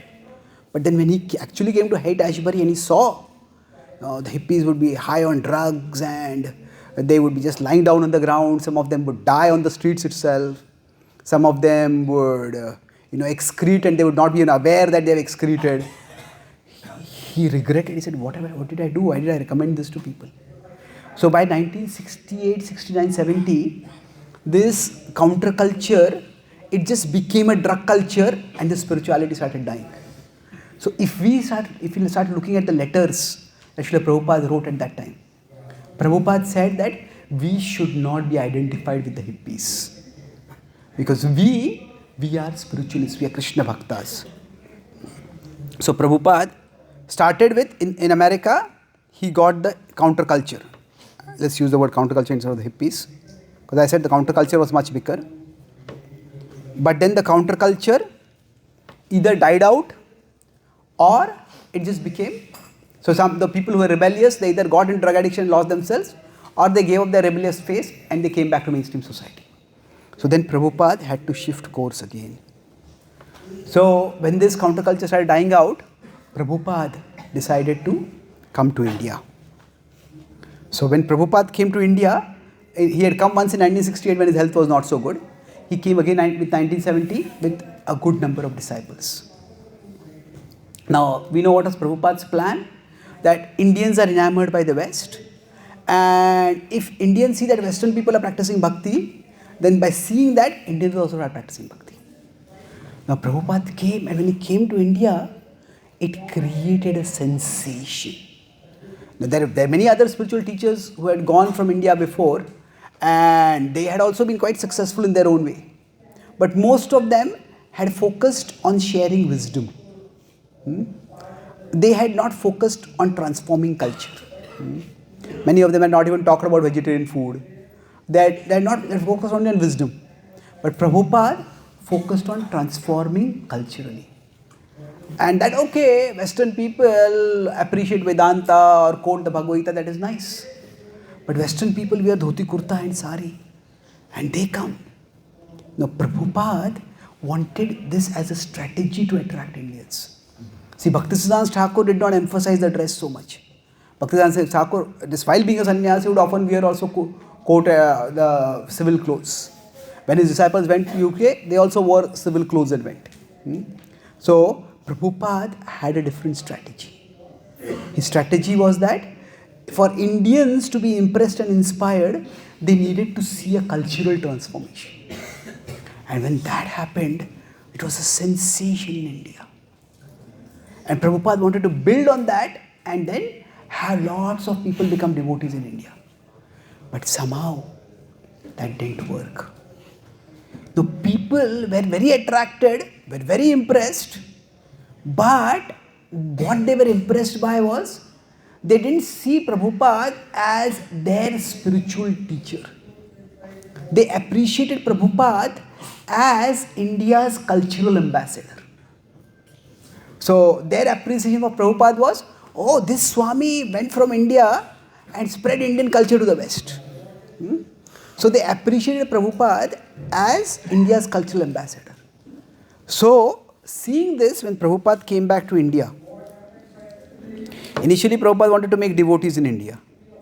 But he saw that people in India were already, what happens? It's like many people in India were already having their own spiritual conceptions and spiritual commitments from the past. And they were not ready to change. They were just on their own way. Nowadays in India, all over the world, Indians and especially Hindu youth are also becoming a little more conscious of their culture, even proud of their culture. So they try to come up with their own explanations about what is happening. So one devotee showed me a cartoon. It says this American boy is asking an Indian kid in an American university, "Hey, why do you people worship so many gods?" And this Indian boy thinks and he says, "We like to keep backups."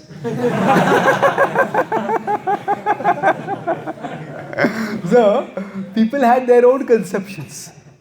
So, they were not ready to commit to Srila Prabhupada.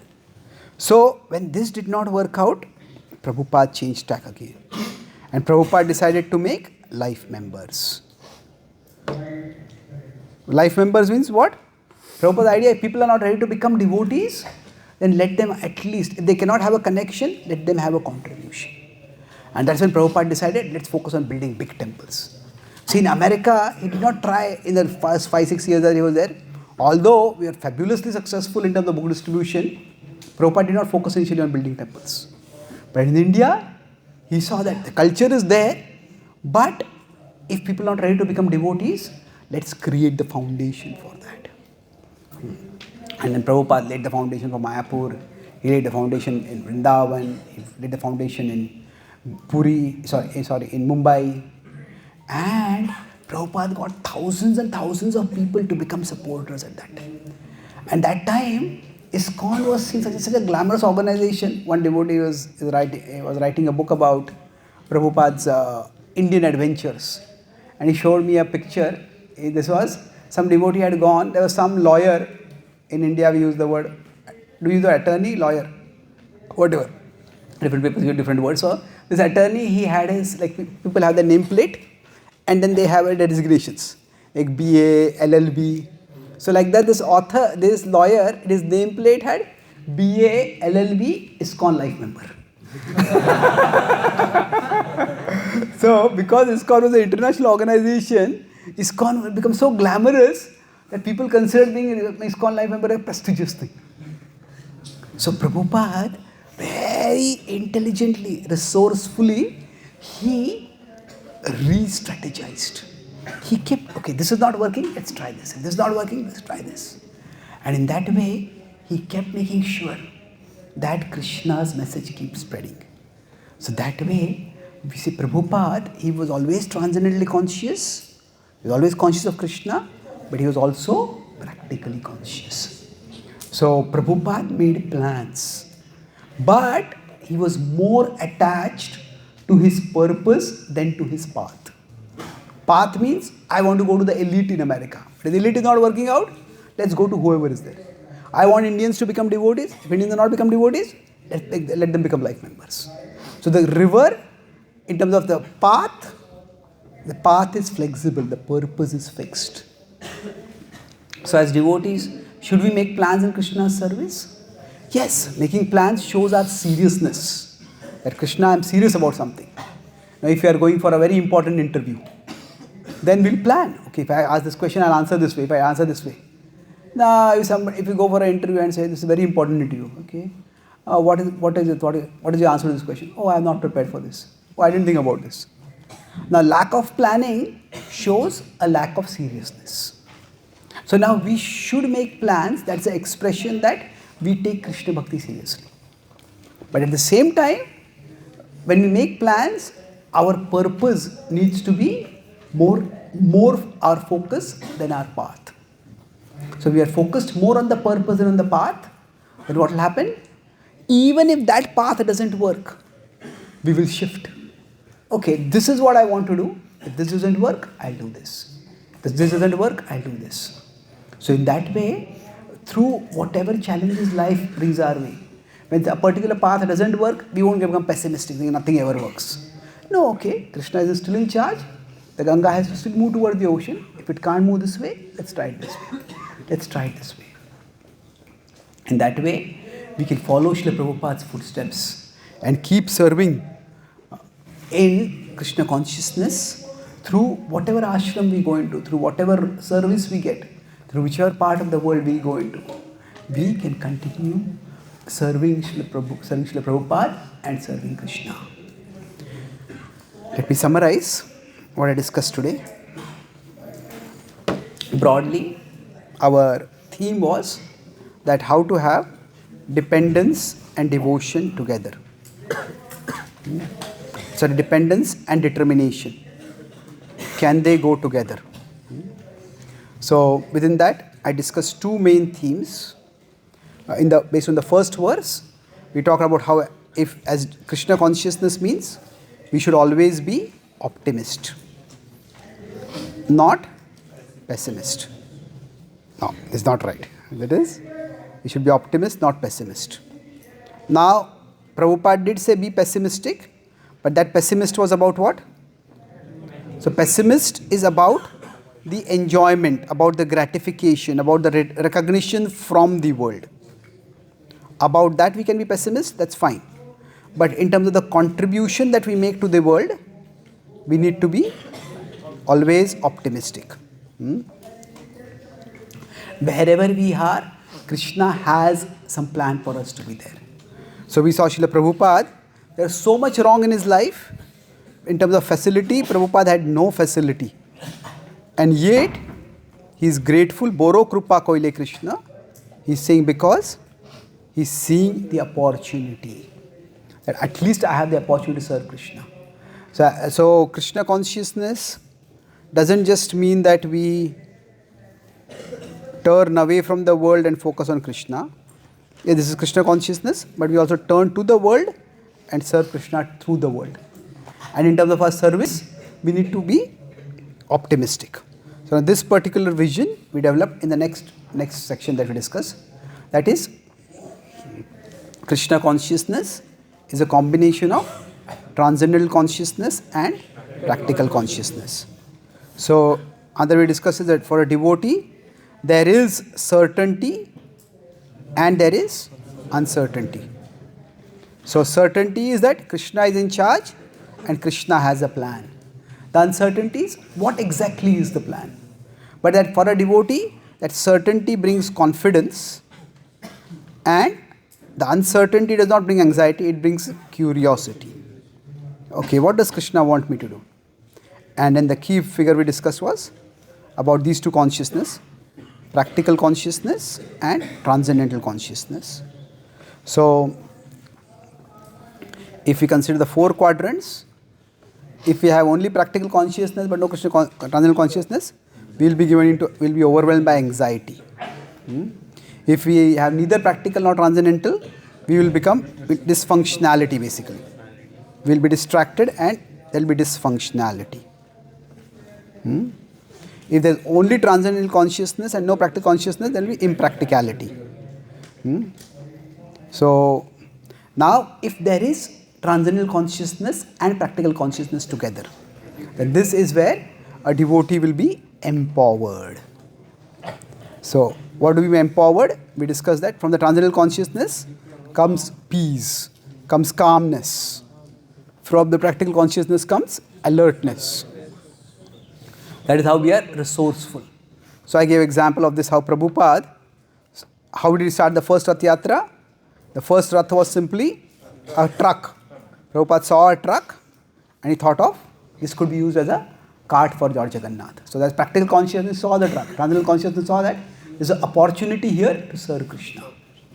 And then how does this to come together for us in terms of, if you use the word plan, plan can mean two things. Plan can refer to purpose and path. So in terms of purpose, a devotee is always fixed. In terms of path, we are flexible. So we discussed how the Ganga, when it moves towards the ocean, what happens? It has one path. It has one path? No, it has one purpose. But it is ready to go through different paths. So we discussed Srila Prabhupada and what he tried. Srila Prabhupada's service, you can seva if you want to see. He tried so many things and they didn't work. Srila Prabhupada kept trying different things. We discussed in India only. He tried to do business. His business didn't work. Then what he did, that is so many places, multiple places. That didn't work. Then he tried to, a League of Devotees he tried. Or he tried to build an organization. That didn't work. Then he tried to write books. That worked partially but not much. Then he went to America. America was even more challenging. So instead of the elite, he got the hippies, the counterculture. Now, when the counterculture, it was there, it was very difficult. We discussed how these were the distance between Prabhupada and his disciples was light years away. But Prabhupada scaled that. And when the counterculture started dying out, Prabhupada came to India. Now in India, he tried to make devotees. When devotees did not work out, then Prabhupada focused on building temples and using people for engaging people in service to make life members. In that way, Prabhupada's purpose to serve Krishna was fixed and the way to serve Krishna was flexible. So for us as devotees, we make plans as an expression of our seriousness to serve, but we make sure that if our plans don't work, if the path is not working, we are ready to be flexible. Krishna, I am here to serve you. If this doesn't work out, guide me how you want to serve me, and we keep being flexible, and that way we can keep moving forward in our Krishna consciousness. Thank you very much. Shri Prabhupada ki, Gaur Bhakta Vrinda ki, Jai Gaur Premanande. Okay, are there any questions? Do we have some time for questions? Okay. Yes, please. Whoever has the mic. Okay. Hare Krishna Guru. Please accept my humble obeisances. Thank you for the enlightenment class, Guruji, like especially the part of Krishna's and our plans and Srila Prabhupada thought process in the sacrifices. Guruji, my question is like you told about that the Krishna's plans. So in what ways in each and every activity we check that our plans is belonging to Krishna's plan fully and partially or outside the Krishna's plans? In what ways? Yeah. So, by the way, just for some of you, do we have my books here? Where is it? Okay, just show the book. You did not distribute this book, no? Well, this Prabhupada's Prayers is a book that I have written. So we'll have this book after the session if any of you want. We have only about 10 copies here, but we are ordering more if any of you want. So we discussed Prabhupada's Prayers like that. And each is a small book. So what I talked about, each prayer is one small prayer, but the way I talked about how Prabhupada faced challenges and met setbacks. So I have given Prabhupada's life story in the end. I have used the acronym Prabhupada to describe the various stages and various challenges. So it's a very, you could say, devotionally inspiring and illuminating way of approaching Prabhupada's prayers and Prabhupada's accomplishments in the service. And there's one more book available. It is in Hindi. It's my first Hindi book. सफलता जीवन के सफलता सूत्र गीता के सफलता सूत्र. That's also available. And if you want, I'll be here for some time after the class to answer any further question or to sign the books. So yes, what is the question once again? Yeah, you said something. Just briefly repeat it. Yeah. Yes. So you you told about the Krishnas and our plans. Okay. Yeah. So our plan. How can we know whether our plan is within Krishna's plan? Well, we can't know. Now, see, it is that it is a part of Krishna's plan that we can't know Krishna's plan. Now, what do I mean by this? I have a friend from Israel. I'm not making a political statement about the war over there, but this friend's brother, he is a member of the Israeli intelligence agency Mossad. So they're telling that when they have their spies, whether they're in Iran or whichever part of the world they feel there's hostility. Now when these spies are there, sometimes they're very, very well organized. But in some operations, each spy has a particular task. But no spy knows what the big plan is. Because the idea is that if any one spy is caught, then they will be tortured and the whole plan will be exposed. So the idea is that none of these spies know the full plan and their not knowing the full plan is a part of the full plan. So in technical language it's called, there's a bird's eye view. You heard of it? Bird's eye views? You see from the top, you see everything. There's the bird's eye view and there is a worm's eye view. The worm on the ground, it can hardly see anything except what is ahead. So sometimes some people in a big plan have the bird's eye view, some people have the worm's eye view. And that ignorance is intentional. It is, so like that, sometimes it is a part of a higher plan that we don't know the higher plan. So in that sense, the jiva, as souls, we are finite, we are fallible, and we can't know for sure what is Krishna's plan. But again, if it doesn't plan in terms of path, that is this the path Krishna wants me to take, we can't always be sure.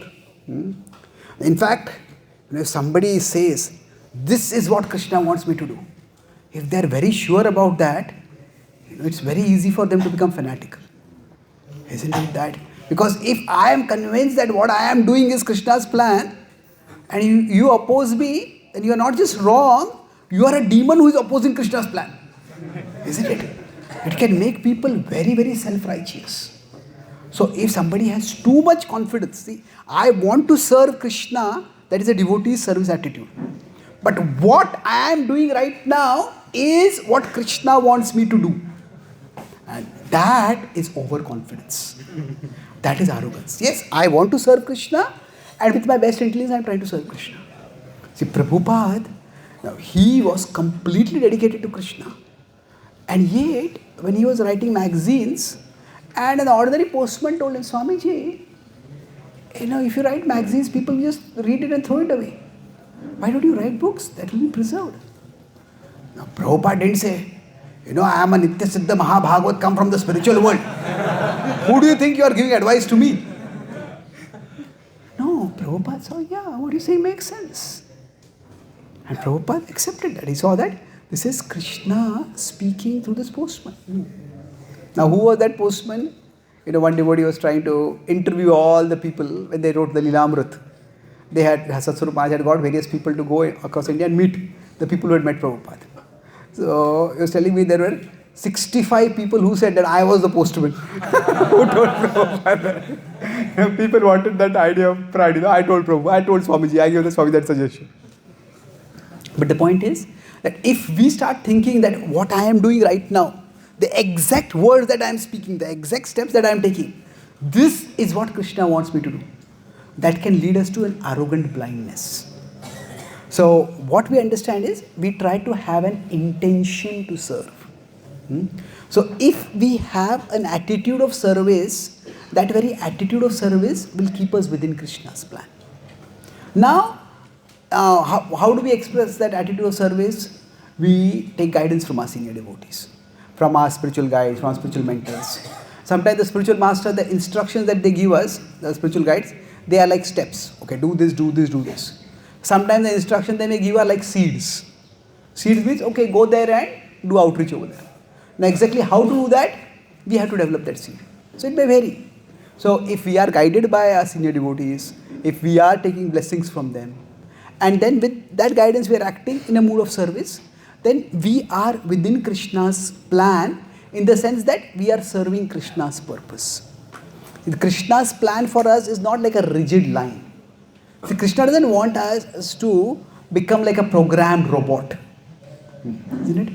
Krishna has not given us free will so that we give up the free will and become programmed machines.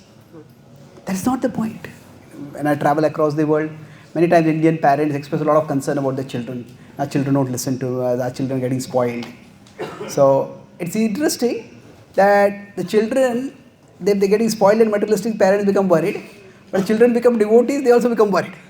Oh, you have become too much spiritual now. So the idea is, but the thing is, that when this happens, I talk with the parents, I say, would you like to replace your child with a perfectly obedient robot? Now, no parent says, I want a robot. Some parents say, I don't mind having a robot in addition to my child. But I don't want to replace my child with a robot.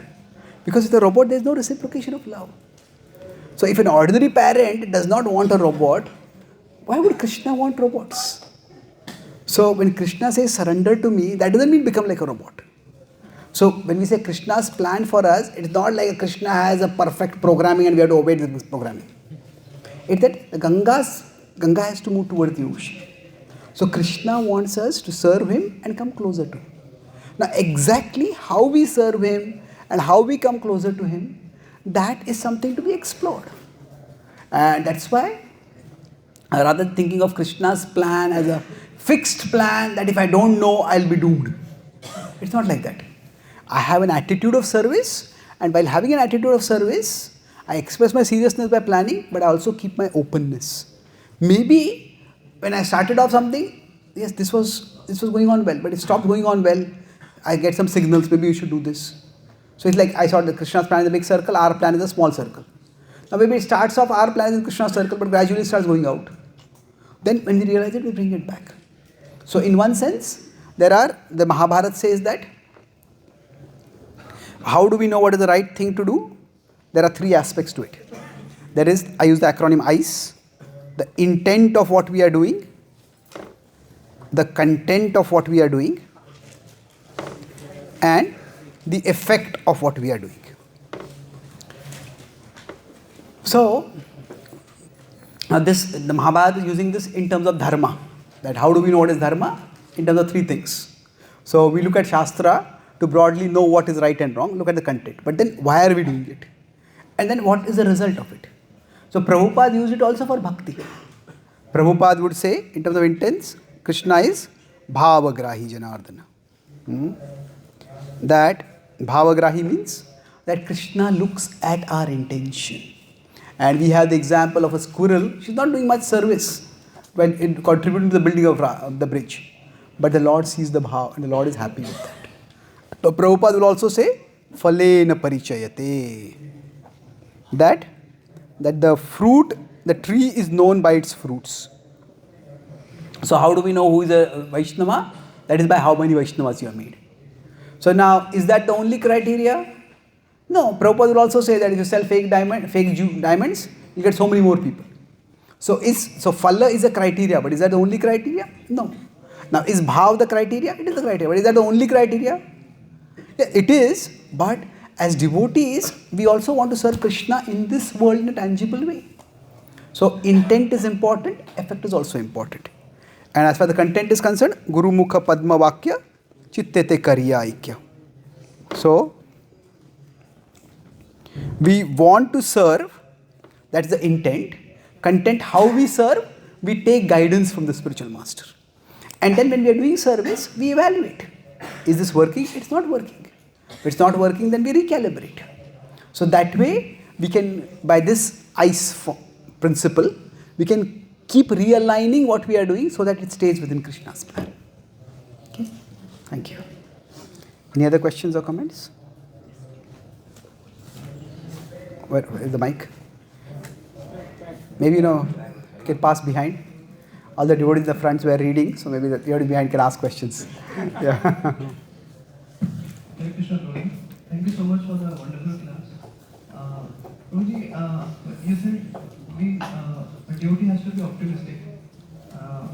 But I feel that sometimes, like for example, when it comes to studies, there are a series of events which are bad, and still we are optimistic. So there is a tendency to neglect some negatives. So how to strike that balance that we don't get into the pessimistic zone also? See, every mode of thought, like there is optimist. We want to be optimistic. And there is pessimist. So now optimism, you could say, if you want to consider optimism, that is good. Pessimism is not so good. But there is something bad in every good in this world, and there is something good in every bad in this world. So if we say optimism is good, but optimism is taken too far. Say if there is a glass of water Now what is the standard optimism pessimism example? Is it half empty or half full? I have a friend who is very big into self-help. He gives lots of talks. He's invited and paid.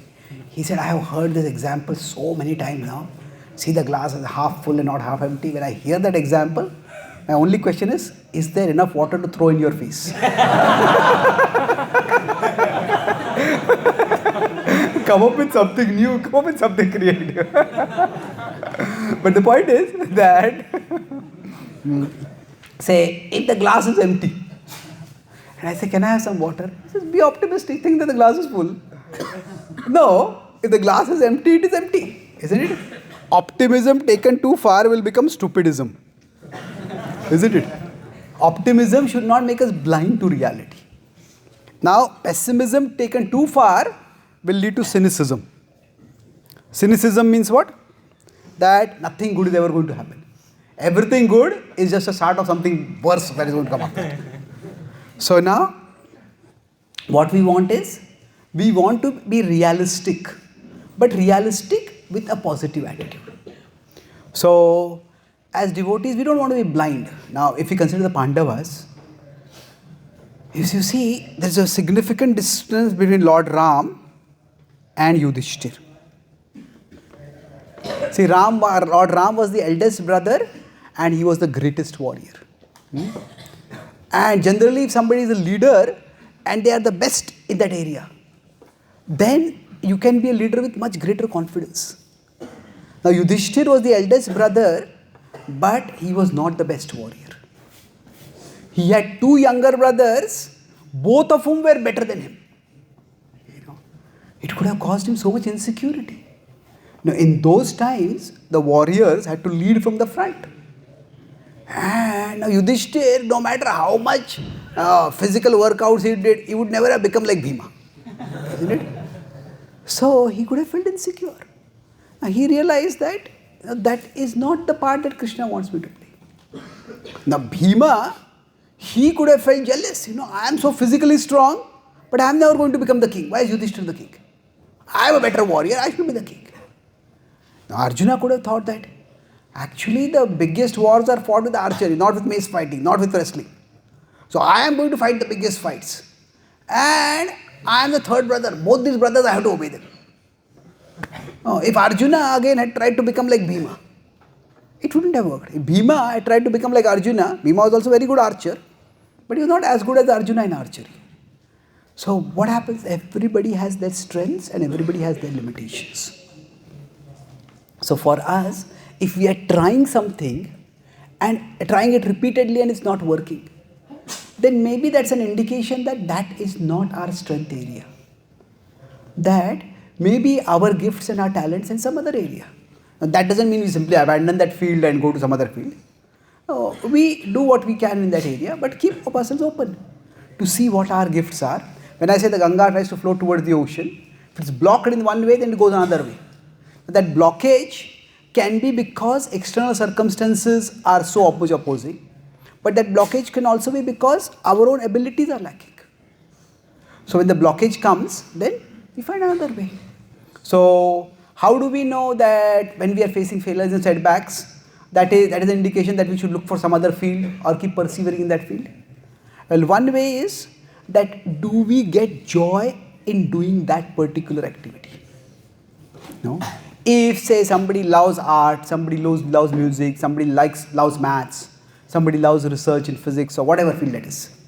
If there is intrinsic joy in that, then even if there is no external recognition, they will be able to continue that for a long time. But if there is no intrinsic joy and there is no external achievement also. Krishna says, Guna Karma Vibhagasha. If you have the guna for doing something, we will find internal joy in doing it. If we have the karma for doing it, we will have competence and we will gain success in doing it. So if you consider guna and karma to be like two circles, then it's like a Venn diagram. So if we have the guna, in doing that thing, we will find contentment. And if you have the karma for doing something, we will have competence in doing it. Now, ideally, our service our Varna Dharma, our calling will be in the area where Guna and Karma overlap. In some area where we feel content doing it and we are also competent doing it. It may take some time to find that. So if some things are not working, then we recalibrate. Should I persevere in this area or should I just do whatever is required in this area and then move to some other area in life? Okay. Thank you. Hare Krishna. Stop. Okay. One last question. Hare Krishna Prabhuji, thank you for the wonderful lecture. Prabhuji, my question is that our purpose is clear, but the paths are flexible. But what happens is that sometimes it is difficult for us to think about the new path after trying some paths. So how to think about that path? And even like what happens, like after that situation goes away, we are able to think, oh, I might have done this way. So how to think of that path in that situation? So how to think about that path if one path is not working? That's why I think in the initial stages it's very important to take guidance. Because see, our mind is, it's a very expert lawyer. As an expert lawyer, the mind can justify anything. But we assume that the mind is a defense attorney on our side. But the mind may not be for us, it may be for against us. So when we become self-aware, that means don't assume the mind is arguing for you. Sometimes you have to put the mind on the stand and be my witness and answer my questions now. So that's why what we need to do is, instead of constantly worrying that, okay, this is not working, will this work or will this not work? Am I feeling satisfied? I'm not feeling satisfied. Just focus on trying to initially develop a mood of service. So, okay, if I am in this particular place, take guidance from senior devotees and just do what they guide us to.